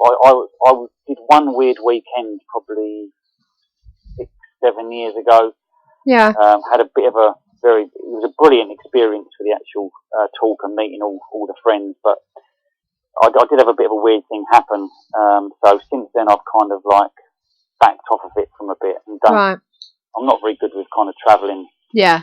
That well, but I did have something very bizarre happen to the point of it made me question quite a few things. So I've just kind of laid off from that a bit. So I've got no plans at the moment of going too far afield when I'm sort of doing okay where I am at the moment. So. Well, I'm hoping to get back down to Chatham end of January sometime. And just let me know. If not, I can always just show you around sort of Bluebell Hill and places like that anyway. But like I say, the Kent Urban Legends book has got a lot in it that people all over the UK would even. Yeah. It's not just based on Kent. There's legends in there that people think, well, I know that happened to a friend of mine, and you'll realise that it didn't really happen. Yeah. That's why I've done it, just to let people know it goes on all the time. Well, this is it. Well, that's great. It's been a lovely chatting to you at last. I've been trying to get you on the show for ages. Thanks for having me on. There's so many stories to sort of tell people. In the end, you just kind of end up rambling on, and you could end up there all night. So. You rambled away, Neil. And we'd love to get you back on the show again, if that's okay. Yeah, no worries. Just sometime in the new year. No worries. Steve just wants to ask a question. Yeah, can I just ask, out of all the books that you've written, which would you recommend? Say all of them. Well, it depends what area you're interested in. The monster one was my first ever book, and for a first book, it's got a brilliant cover. And because it's an A to Z of just monsters. It's monsters that nobody else has ever heard of. Some are completely bizarre. But then again, if you want something more comprehensive, then the Mystery Animals of the British Isles, London, goes all into the Highgate vampire stuff. It talks about lots of weird London stuff. But then again, the Kent Urban Legends one is quite good fun. But then I've done one called Shadows in the Sky, the haunted airways of Britain, which is sort of like phantom planes and weird lights. And I did one called Shadows on the Sea, Yeah. the maritime mysteries of Britain, which is good for sort of ghost hunters and cryptozoologists because it's got sea serpents in it, mermaids and ghost boats and stuff like that. So I'm trying to keep in stuff pretty varied so it will interest a variety of people really. Yeah, yeah. Done by all of them basically. There's quite a few books you've done, as I say, Paranormal London, Haunted Chatham, Rochester, Tunbridge Wells, the Haunted Airways of Britain. That would be really interesting because obviously we've got the one not far down the road from here about the Phantom Lancaster bomber. That's right. Again, they make good stories. I just don't know if there's much in them. I think over time they become classic stories, and nobody really. I live near a place called not far from Biggin Hill, and there's been reports there of a Phantom Spitfire and ghostly airmen, but the reports seem very, very vague and scant over the years. But they do make good stories, so it's nice. Although I don't like to regurgitate stuff, you try and put a different slant on them when you have to write something different about an old story. So. God, the last time I went to Biggin Hill was an air display, and I think it was a Douglas had gone over the valley, went to turn and crashed. Really? Yeah, that was the last time I went there. I never went to another air display. No, I think, again, it's one of those places where lots of strange stuff has happened. Yeah. The Bromley book, I mentioned all Biggin Hill in there, but of course with these smaller books, it's hard to fit so much in. People say to me, why don't you ever put like a big sort of index? Because the publishers don't always allow that because your wordage is only permitted to say 35,000, whereas the Mystery Animals of London books, I think it's 300,000 words I did. Yeah. Yeah, it's a monster, and if you don't like the book, you can always use it as a doorstop or something anyway, can't you? So hold on a minute, Andy. What good? What are you on about? Somebody's asking, is this good? He lost the sound for a little bit, and he's just gone back, so he's going to have to listen to the replay when I get it on what's the name? What question are you asking? Highgate not real. The Highgate is not real. No, he did say that. Yeah, Highgate is. If you've never been to the cemetery, it's a brilliant place to go. It's very gothic. You've got to go to the one on the right hand side, which is the Western Cemetery. Yeah. But it's only guided tours only, which kind of speaks for itself because there's lots of well-renowned people buried there. But the story is fantastic. But I've gone into a lot of detail in the Mystery Animals of London book. But it's a very controversial subject, that one, so be warned. Yeah, right. Okay. Well, thanks again, Neil. It's been great speaking to you. Have a very Merry Christmas. No worries, thank you. And as I say, and hopefully we'll get you back on in the new year sometime when you're free. No. All right. Okay then, thanks a lot. Good night, Neil. Thank you. Bye. Bye-bye. Well, Good night, Neil. That was Neil, and that was a good conversation, that was, wasn't it? Yeah. So next time I'm going to have to put me doofer on there, I think, because then I can get it a bit closer. Hopefully you heard it okay, everybody, with the exception of Andy, because I don't know where he went, but he lost it. He lost sound. Did he? Yeah, he lost sound. I don't know why. Mind you, I mean that's not very loud from here on the speaker, but I heard it upstairs. You heard it upstairs. Yeah. That's okay. So, but yeah, very interesting. I must definitely be getting that Kent Urban book thing. I've looked on here, and I will be ordering it within the next couple of days on Amazon. It's £7.19. Yeah, you want that one? John wants the airplane one. If you want the airplane one, it's £12.99. Aha! You got the D one. So, and there's quite a few there actually, ranging from them prices. You've got Haunted Bromley, Shadows of the Sea, the Marine Time Mysteries of Britain, Shadow series.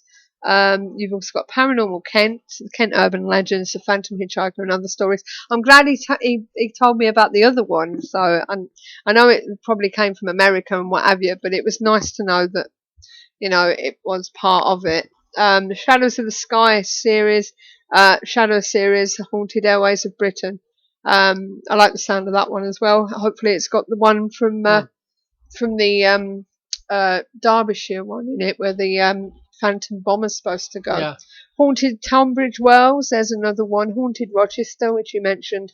Paranormal London and Haunted Chatham.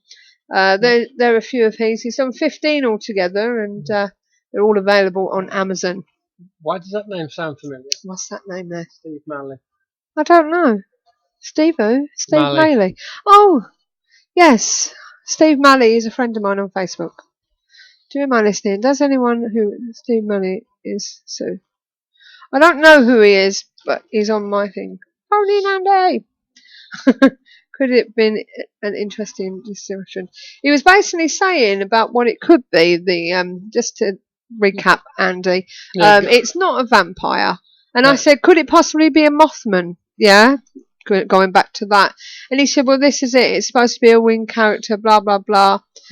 This, that, and the other. But yeah, well, I mean, he said what people it's what described people is this describe. black mass with red Yeah. eyes, and the press turned it into a vampire. Yeah, so that's the way, he openly says that as well.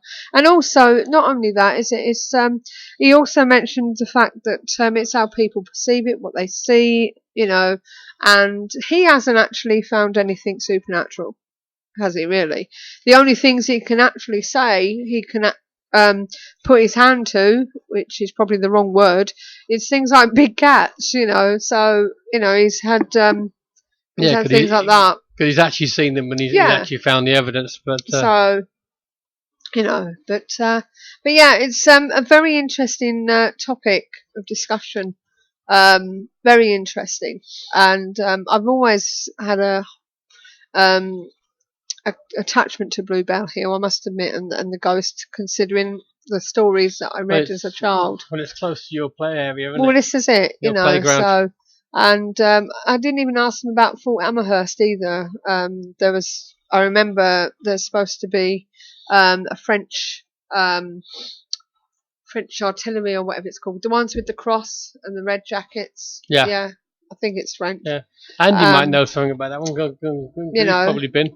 But there was actually supposed to have been a sighting on the Great Lines side of it, where the fencing is, so it's not a place I've actually been, because since I've been up here they've opened it up. They didn't open it up and he then. said he's been, so, but yeah, it's very interesting topic for me. Do you know about that sighting? Heard phantom drumming coming from within the wall. Really? So interesting. Well, we heard drumming at Clitheroe Castle. Yes, we did. Funny enough. Good. There was supposed to be a drummer boy up on the top, wasn't there? Drumming away. We didn't see the drummer boy, but we did hear what sounded like drumming. Yeah. So, but having said that, it is in a built-up area, so it could have travelled from anywhere. Could it be the stone tape theory of all this? What are sightings and stuff like that? Is it a figment of our imagination, or is it, the residual energies of the past? You never know. I think it's very hard to go into somewhere without any information, because the moment you've got information, your brain starts putting things in place before you've even started. Yeah, this is it. And so you end up seeing exactly what you're expected to see. Right, he said this was very definite rhythmical drumming. Yeah, I mean, it did sound like... it sounded like that, yeah. That kind of stuff. Sounded like that. Yeah, it sounded like that up at Clitheroe. But yeah. Now, what we're going to do now, I've told you everything about Neil Arnold and what he's doing and where he's going to be and where you can find his bits and pieces. It's all up there on the chat. You can see him see his blogspot, kentbigcats.blogspot.co.uk, beastoflondon.blogspot.co.uk, and the amazon.co.uk/Neil Arnold.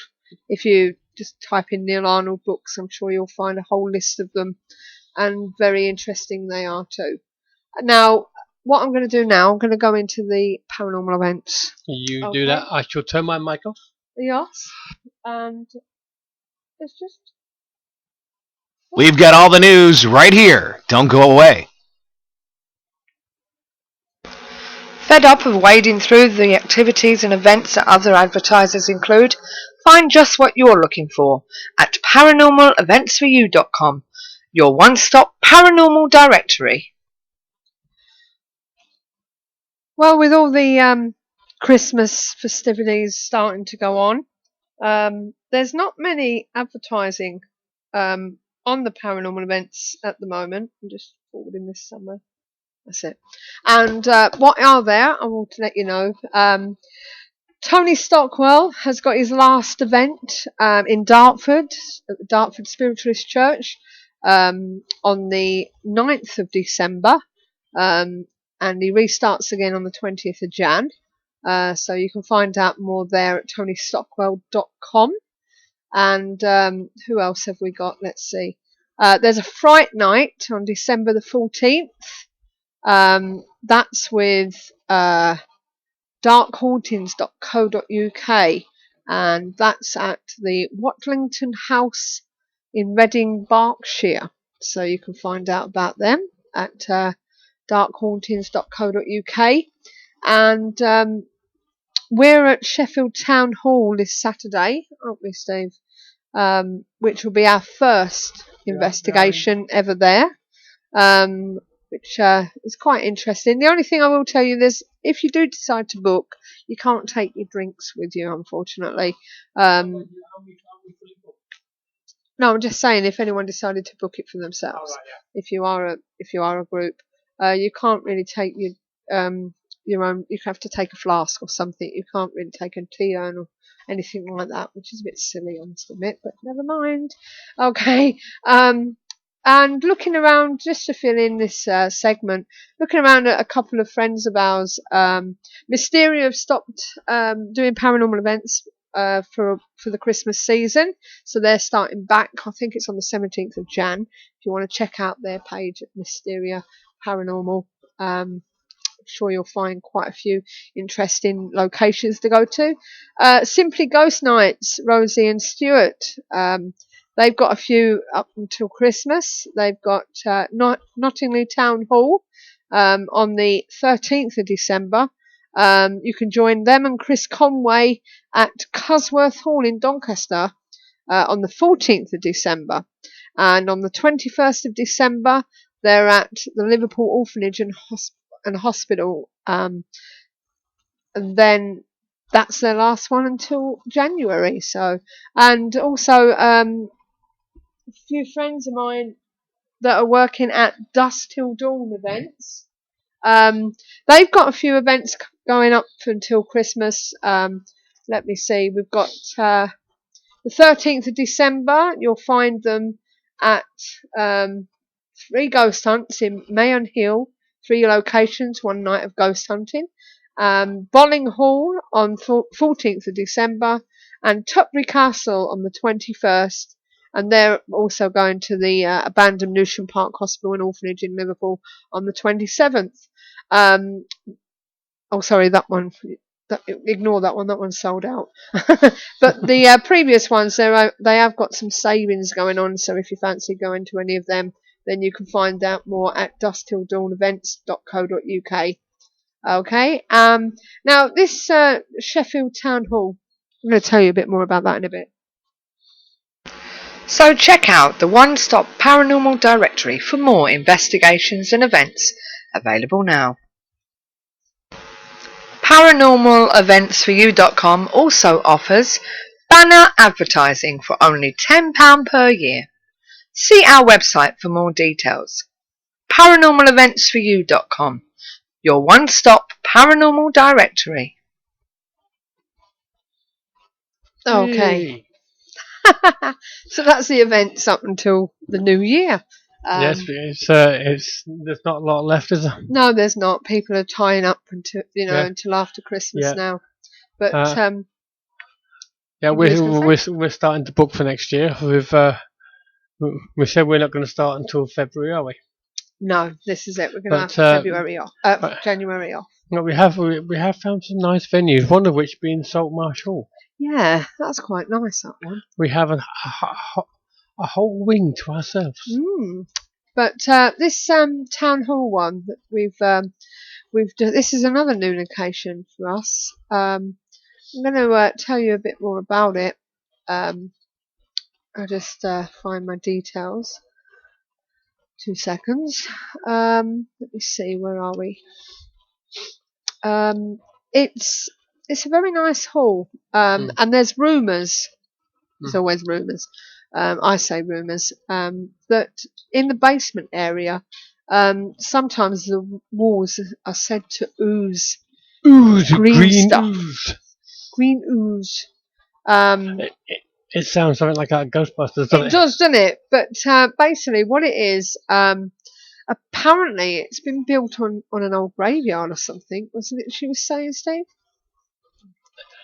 Yeah, half the graveyard, the town hall was built on top of. Yeah. So And I suppose you could say that if it's like any of the other things, they've done that too. They didn't move them all. no, this is it. Well, it was built considerably later than those of the same period in other industrial centres of northern England. This seems to have been because of more urgent priorities in the minds of the Sheffield Council at the time. The council appears to be more concerned with tackling the many social problems caused by the tremblings of Sheffield's popularity between 1843 and 1893 before erecting a prestigious monument to the municipality, or whatever you call it. Yeah. It's a Grand 1 listed building situated in the heart of Sheffield. Grade 1, yeah. Yep. And it was not until 1881 that the council obtained the land in which the town hall now stands, and the council launched a competition for architects to design a town hall for the Sheffield. That's funny because we found a lot of town halls that have competitions for the architect, didn't we? Was it Hyde Town Hall? Duckensfield. Yeah, must have been a thing that, you know. But the building was officially opened on the 21st of May 1897 by Queen Victoria. Right. Have you made a note of what Andy said there? No, because I'm not on there. Well, Wellesley said Mankey Phenomenon said Wellesley Old Hall. If you're looking for somewhere local. Who is this? The most haunted place around. Hype No Man. He's been on before. I don't know who he is. I know he has. I can't think who he is. And he says he hopes for one over the Christmas period. Right, okay. I'm telling you now. That would be the 22nd, 29th and the 5th. What are? Over the Christmas New Year period. Oh, God. They would be show nights if we're actually on. I will tell you exactly what's going on over the Christmas period. And Andy said he'll definitely come on next week. Alistair? Nice to see you, Alistair. Yeah. Does the first part of your second name start with the same name as my husband? I know who you are. Right, as I was saying about this place, can only a liaison on YouTube, but love you. Yeah, it's the first time he's actually managed to do it live. He's always done it on YouTube. Right, Sheffield Town Hall is fast becoming popular. Thank you. As an overnight ghost hunting venue, and we're one of the first few groups to start investigating this huge building. Now, apparently, many strange incidents have been experienced with staff members and other visitors to the town hall reporting all manner of ghostly activity. An electrician who was asked to go check on the electrics had left very unnerved and vowed not to return. Do you know, these electricians, they've not got their stamina, have they, really? Electricians and plumbers are a bunch of scaredy cats. They are scaredy cats. They'll stick their hand into 2,240 volt reading electric systems. But one little noise that they can't understand and they're gone. Another place that we're doing, like Steve mentioned, we've booked for the new year, is Saltmarsh Hall. I don't know if any of you have heard of it. It's set in 17 acres of grounds with the frontage of the River Ouse. Was ist Ouse? Saltmarsh is an elegant and important Grand 2 listed Regency country house that is often described as being one of Yorkshire's best kept secrets. Though it's less than 30 miles from York and Hull, the hall is set in countryside 5 miles from the M62, and few who have never visited it will know it existed. Yeah. It's kind of in the middle of nowhere, isn't it? It is. With the history that dates back to the knighting of Sir Lionel Saltmarsh by William the Conqueror in 1067, the Saltmarsh estate remains in the same family for more than 900 years. The present hall was started in 1825 by Pritchett and Watson for Philip Saltmarsh and completed 3 years later. The stables were added in 1842, and he extended the house too, because by then he had 10 children. Now, if you want to have a quick look sometime at our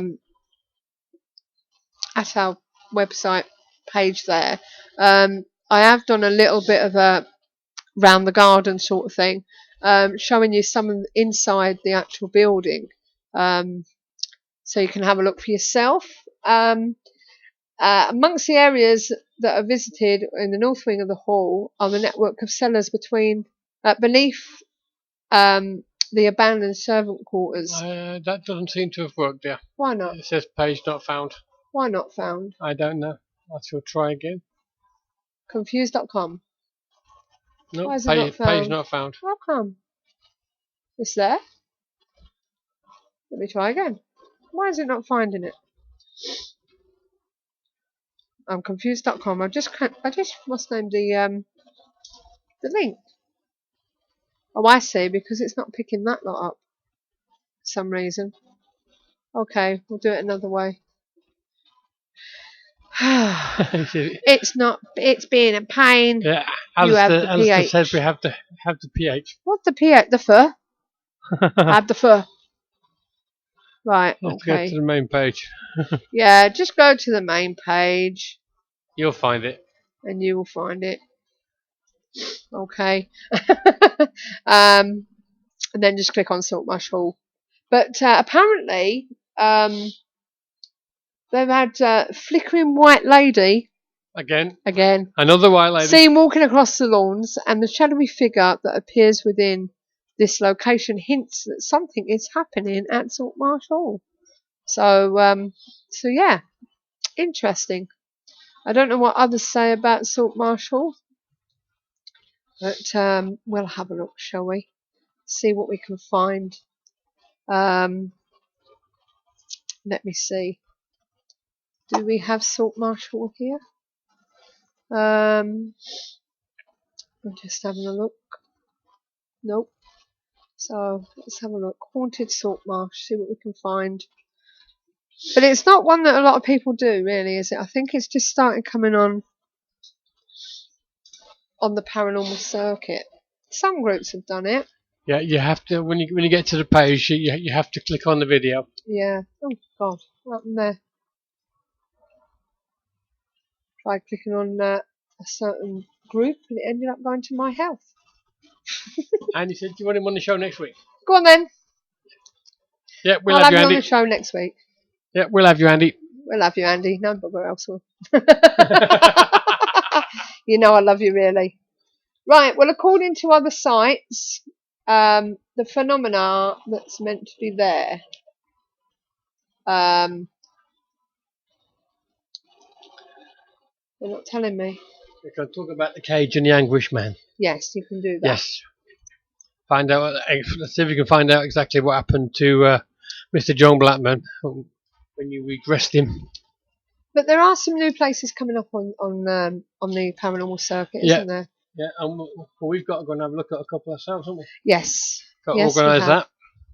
We've got to go to a place called Pennyland or something. Pennyland in Wales. In Wales. Wales. So,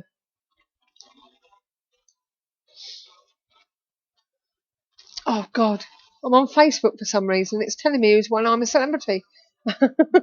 Get off Facebook. I don't want that. Stuff did happen. Be very intrigued to find out. So you can come on the second part of the show then, if that's okay with you, Mr. Andy.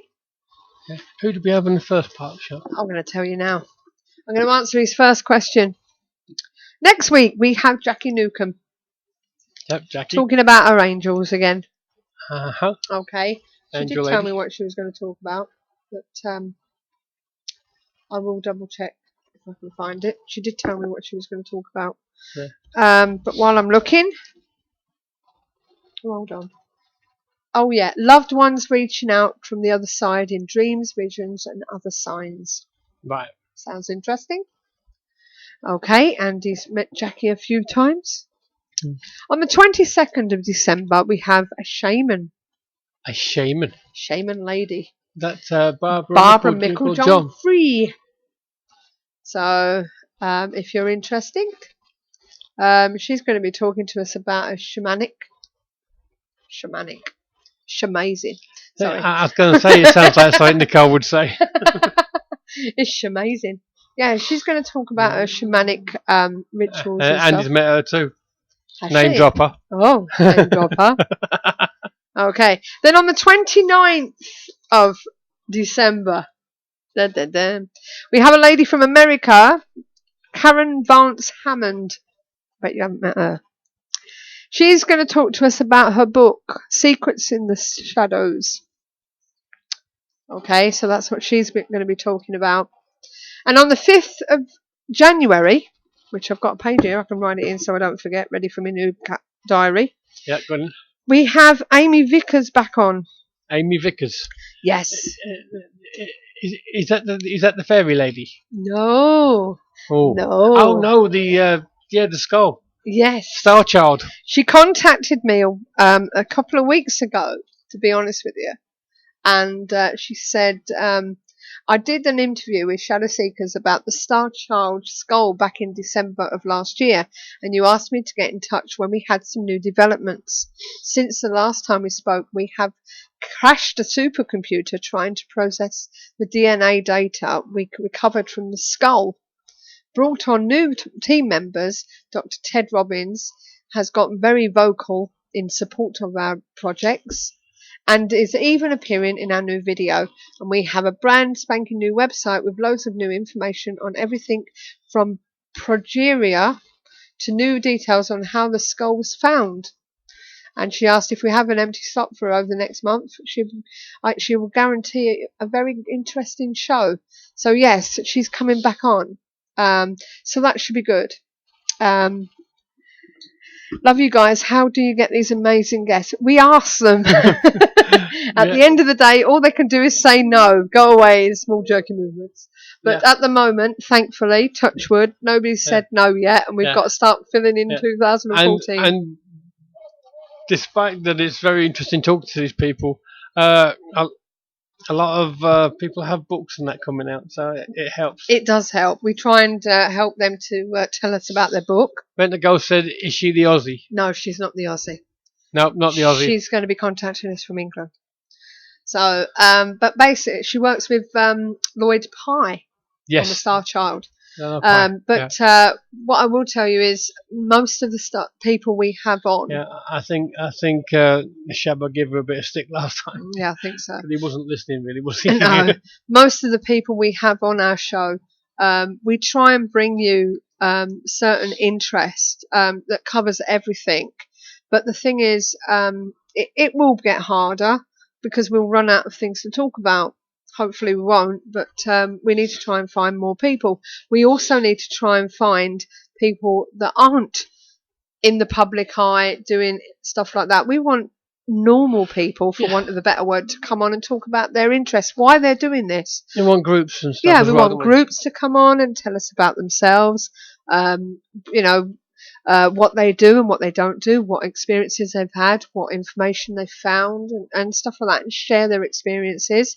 This is what we're looking for. It's not just about us. It's not just about the big guys out there doing all the, the shows and stuff like that, and the Derek Akoras and Kieran O'Keefe's in this world. We want the little person as well, for want of a better word. I think the big breakthrough when it comes is going to come from the small people. This is it. That's what I think. Yeah, I really do. If they're interested enough to do it, then yes. If they're interested enough to go through it, they will do.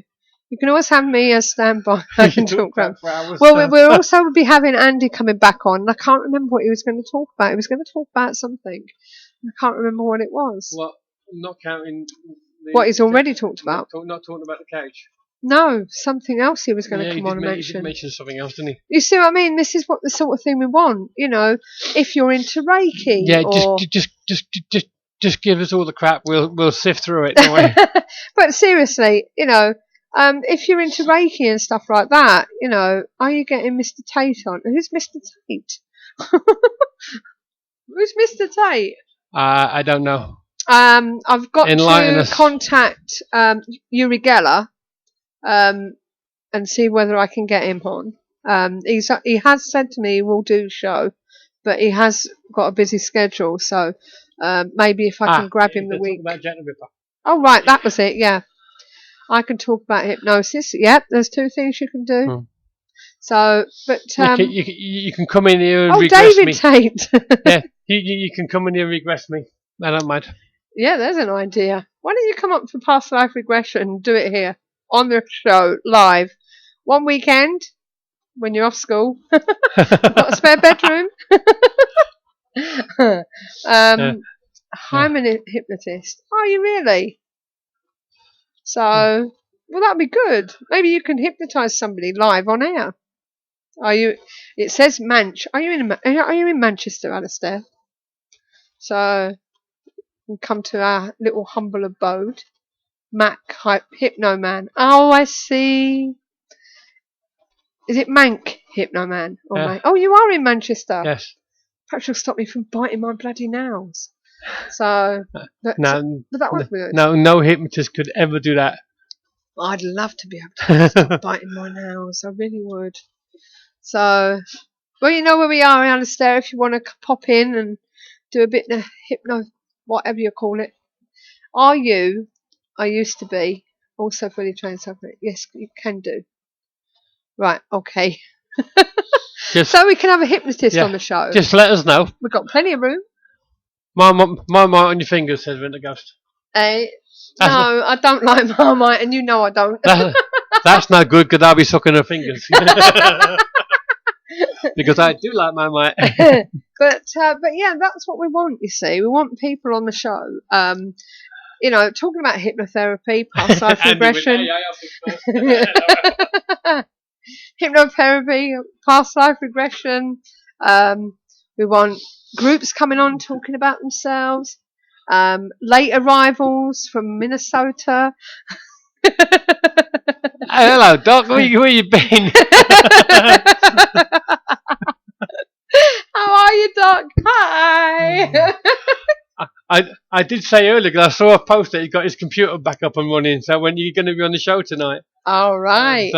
You know, people from America can come on the show and talk about what they're up to and what they've done, and even just ring us up and say hi. How are you? Mind you, you're going to be busy tonight, haven't you? You've got 2 shows to sort out and get on. I've got 3 now. You've got 3 to get on. Yes. So this week I've got to put 3 shows on. Right, Alistair, just remember, you've heard the last one because you were there. But yes, as I say, it's this is what we want, and we can't do this show without you, can we, Steve? No, we can't. Otherwise we're going to be sitting here just talking about whatever. Talking rubbish. Yeah. So, like what colour are we going to do the main bedroom, or what colour are we doing the office? At the moment, I think we're just going to put a lilac up there to contrast the paper that's already there. Yes, it's quite disgusting. Right, what's this? Magicians. -manchester.com. I'm going there. Alistair the Magician. Oh, we can have a magician on close-up magic. Oh, that's a point. You could do magic to the people, couldn't you? And come on and see what we can do. We'll have to book you in. You may have seen him on TV or comedian shows with Dermot O'Leary. It's the Dermot O'Leary show, apostrophe after the O. Sorry. It's the only bit I like about his radio show. Jimmy Carr and Jack D. Or locally in Manchester and clubs. No, I've not seen you. I've not seen you. Sorry. Yeah. But, yes, definitely. You'll have to pop round. So, I like the song that's playing on his website. What's playing? Because I'm not hearing it. But I got music, so. Oh, where's he gone? What was the song? I don't know, but it just sounded good.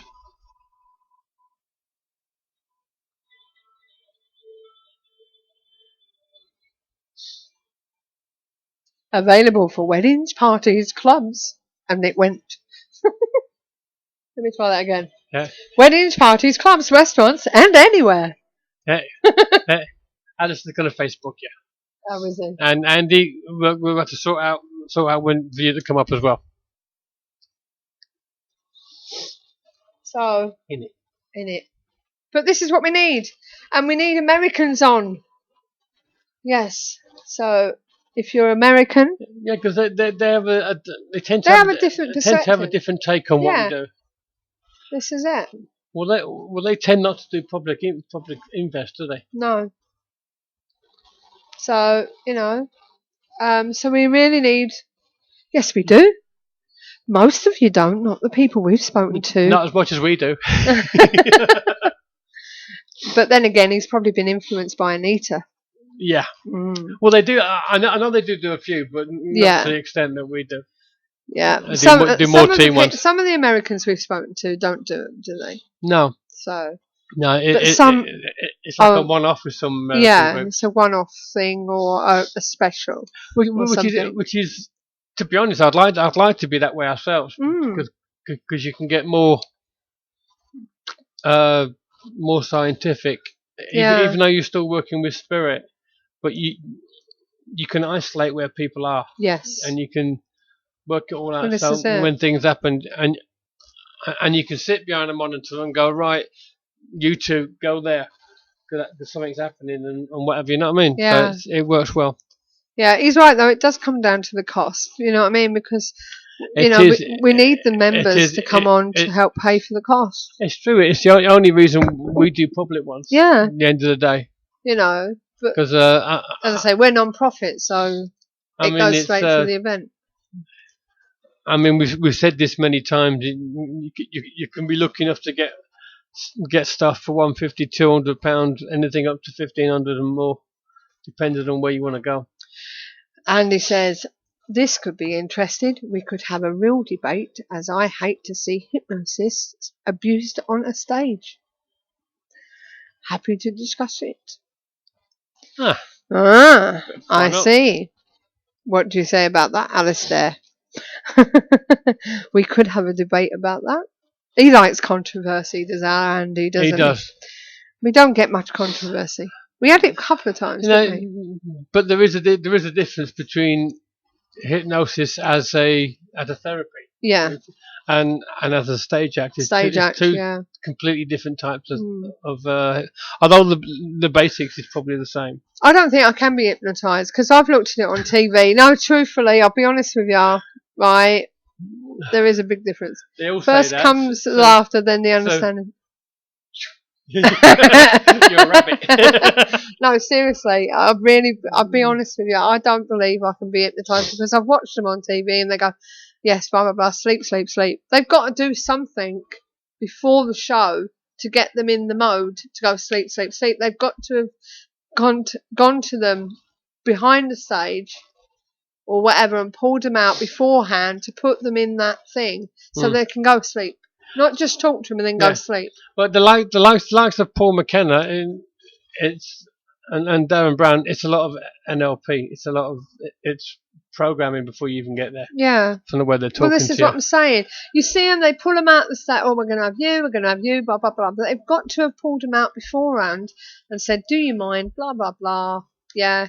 And then they've had to have programmed them into that so they can just go sleep. Yeah. You can't just go up to somebody and go sleep.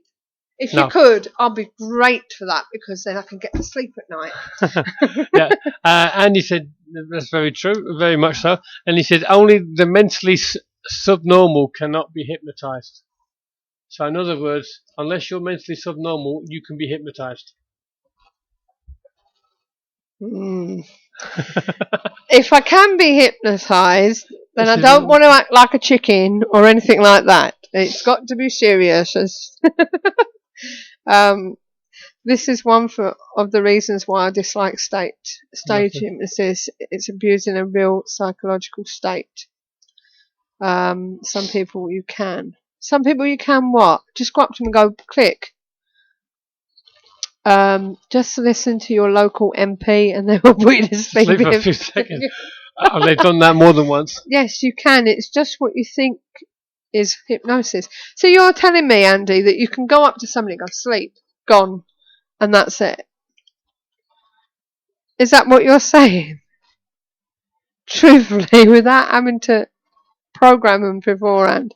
Highly suggestive state. Suggestive state. Which is useful for helping people. Not me. It doesn't say that. Okay. No, I am. No, I am. You are saying that. Yeah. I'm getting confused. Alistair is, Andy's not. Right, okay, right. Alistair, you're saying it's easy for somebody to go, a hypnotist to go, bam, see my sight. Blame me now. This is really, I'm going to be intrigued with this. I think we better book something in quick. Yes, and at one time, hypnosis was considered the devil's work. Hypnosis was considered the devil's work. I'll have to have a look at that. Debate started, LOL. It has already. I'm getting a bit worried now because Alistair's clients have included Barclays Bank and Co-op banking, Lloyd's TSB, etc. That is why he's a very rich man. South Sharks. Manchester City, Manchester United. Okay. Getting worried now. We've been hearing a lot about them in the news. We recently booked Alistair to entertain the children at my daughter's christening. That kept him quiet, I bet. It was absolutely terrific. Children was engrossed. I'm assuming he's a children's entertainer. Oh, yeah, he's a magician. Right, okay. Perhaps that's what it is. It's magic. Yeah. Give them your bank details. The Baptists still think it is. Do they really? I didn't know that. I don't think you can not properly. Debate started. Yes, we're going to have to sort something out with that. Sometime we were going to in the new year. When are you back at school, Andy? When do they go back at school? Because I don't want you sitting there saying, "Oh, it's time for me to go to bed." My aunt is one. What, a banker? Oh, a Baptist. Sorry. I'm back. Okay. I do lots, but I have a degree in psychology, and my dissertation is hypnosis. Me, January the 20th. You go back on Jan 20. January 20th. God, they have too much. That was a big break. They have a bloody big break. When I was at school, I only had about a couple of weeks off for Christmas. It's taken a mickey. Yeah, we had 3 weeks. Week before, the actual week, and a week after. Yeah, you went back about somewhere in the first week of Jan. Yeah. About the 6th. Second Monday, usually, isn't it? Oh, I don't know. No, back in school. I can't believe on 20th at uni on 6th. Oh, right, okay. Right, okie dokie. So if you're back in school on the 20th, and then have a teacher training day. Yeah, that's more like it, isn't it? That's a phenomenon in itself. That is a phenomenon. What is it with that? You know, you're trained to be a teacher, and you go to school, and you end up having a training day. Just a micro's right. Stressed. Stressed. Oh, don't talk to me about stress. Teachers with. Oh dear, I've had 2 strokes. Don't talk to me about stress. I think I'm on the verge of another one. So, but I don't know. But no, getting back to the paranormal.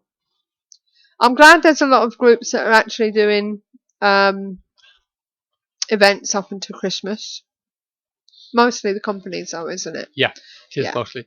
Yeah, so, I think the smaller ones are leaving it alone. As I say, we've got one this week, and then we'll have January off for a break. Well, last year we didn't have one in December. And we struggled in January. So we decided to do it in obviously, December. It's a Christmas period, isn't it? Yeah, and people don't get paid again until the end of January anyway. No. So it's so we thought we'd go do it the other way around. Yeah. And have one just early December, and then come back in February. I'll have a look at that in a bit. Might make me go to bed. Mental, even, post, grad, advanced, diplomatic, in. Okay. They're talking amongst themselves about philosophies. They talk about what they're actually studying. Focusing on mind and mental cognition. Yeah. And he's doing a diploma. He's got a dippy. And he's got a degree in He's got a dippy. a dippy. Yeah. What's that? Diploma. He's got a dippy. I've got a dippy. I got a dippy. He's got a diploma in philosophical focusing on the mind and mental conjunction. I've Cognition. got a diploma. Aha. Cognition. So, but yeah, we'll definitely have to do one on hypnotherapy, the history of it, and then go into the later bit. Do a bit of history on why it works and that. Yeah, that'd be good. Mankey was waving credentials. I thought I would do. Oh, I don't know. But yes, so we've got quite a bit of interest coming up in the next few weeks. Angels and shamanism and books of secrets.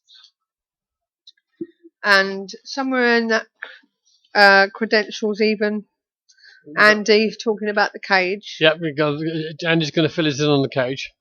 And then we've got going back to the star, what's the name? Star Child. Star Child. So yes, all good fun. I'm actually quite interested to see what they found out from this DNA that they got. Yeah, I am as well. Well, they crashed a supercomputer trying to work it out. And either the person working the computer is useless, or there's something mega there. But Andy can't type tonight. You can't. And a member of the spelling has gone wrong tonight. Club tonight. Oh, I give up. So, Neil Arnold has emailed me and says, "Thank you for having me on the show. Yeah, You're welcome. No, he's welcome. Anytime." He's welcome. He came up with some interesting stuff. He did. So, You can. I get worried when nobody's typing, because I don't know whether it's because everybody's so interested they're listening, or because they're not interested at all. I'd like to think they're interested because they're listening. Yeah, that's why I like to look at it as well. You know, but this is what we're saying. You need to get involved. This is your show, and we can't do it on our own, can we, Steve? No, we can't. So more credentials. More credentials are coming up. Oh God, Tigger's got one. The GFHIJGHFDBC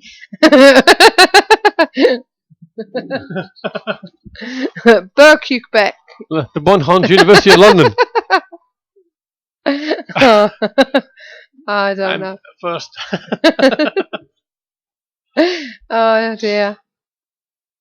Well, hang on, guys. You've all got these fancy credentials, but can you actually do the job? That's all we care about. We are a team, guys. No, Sentiga. Yes, we've been to your site. We've seen the site. I'm there. Hypnosis, Manchester, UK. Alistair is very, very talented. We asked him back every year. Entertaining, educational, and very, very funny. Yes.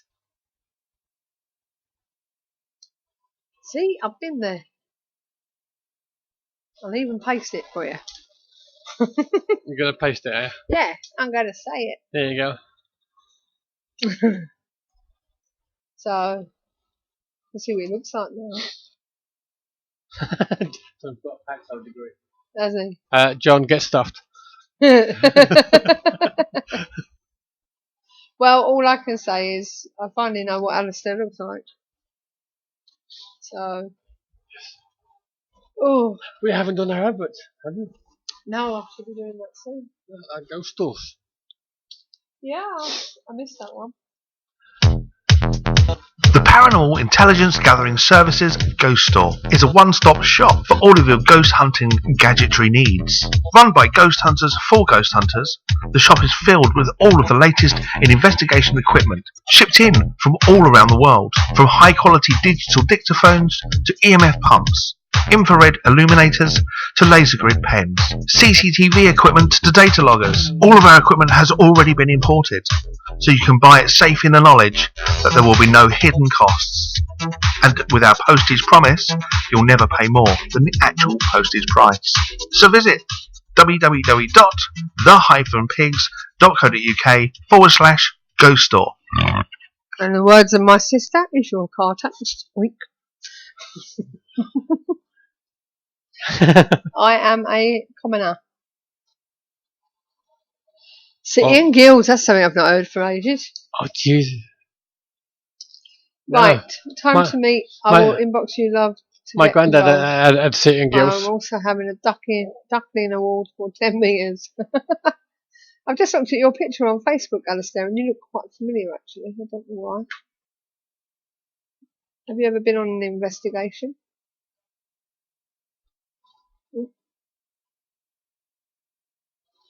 So, no, he hasn't. That's a shame. His face looks familiar somewhere. Did you used to be a singer? Perhaps I've seen you somewhere as a magician.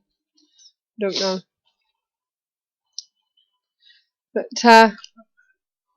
He said he's been on telly. he's been on telly, that's probably where I've seen him, man. It could be. On the telly. So, how is Doc anyway? He popped in, has he popped back out again? How is Doc and Anita? Speak to me. Too cold. I know that feeling. Yeah, it's a bit cold here at the moment, but I doubt it's as cold as is where you are. Are you on the border of Alaska or something?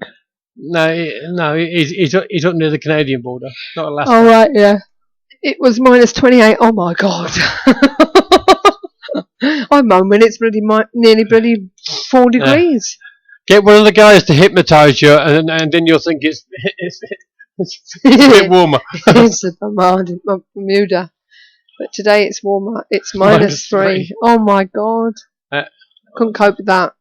And we went down to, I think, recently, minus 1.5 is the lowest we've had, isn't it? Yeah. But it's been running about 4.5 at the moment. Yep. So they had all that storm up in Glasgow, didn't they, Steve? They did. And I think Wells next to the sea in Norfolk became Wells on the sea. And Blackpool, In North the sea, Pier, yeah. North Pier's disappeared. it got ruined. Yeah, they've it ripped half the building apart in the end, didn't it? So what's he on about? He didn't type that. What didn't you type?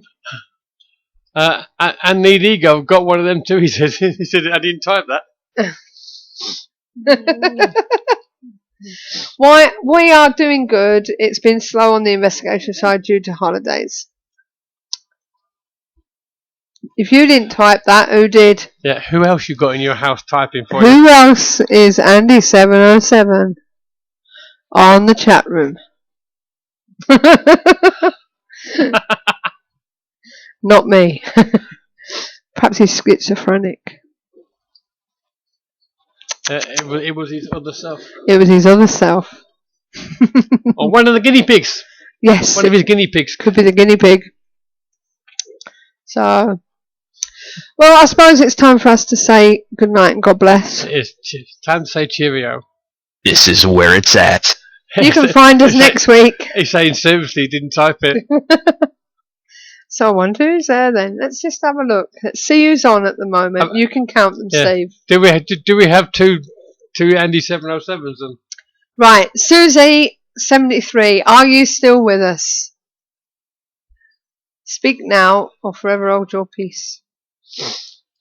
We've got Rent a Ghost Rider. We have Andy 707. We have we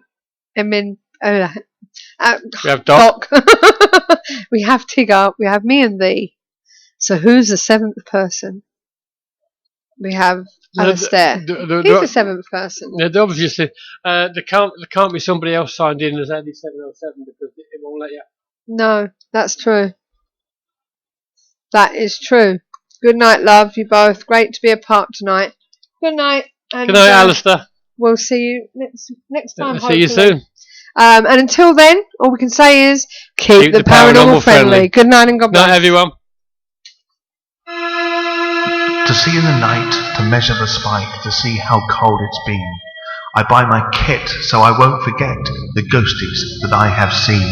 The Paranormal Intelligence Gathering Services Ghost Store. So visit www.the-pigs.co.uk/ghost store.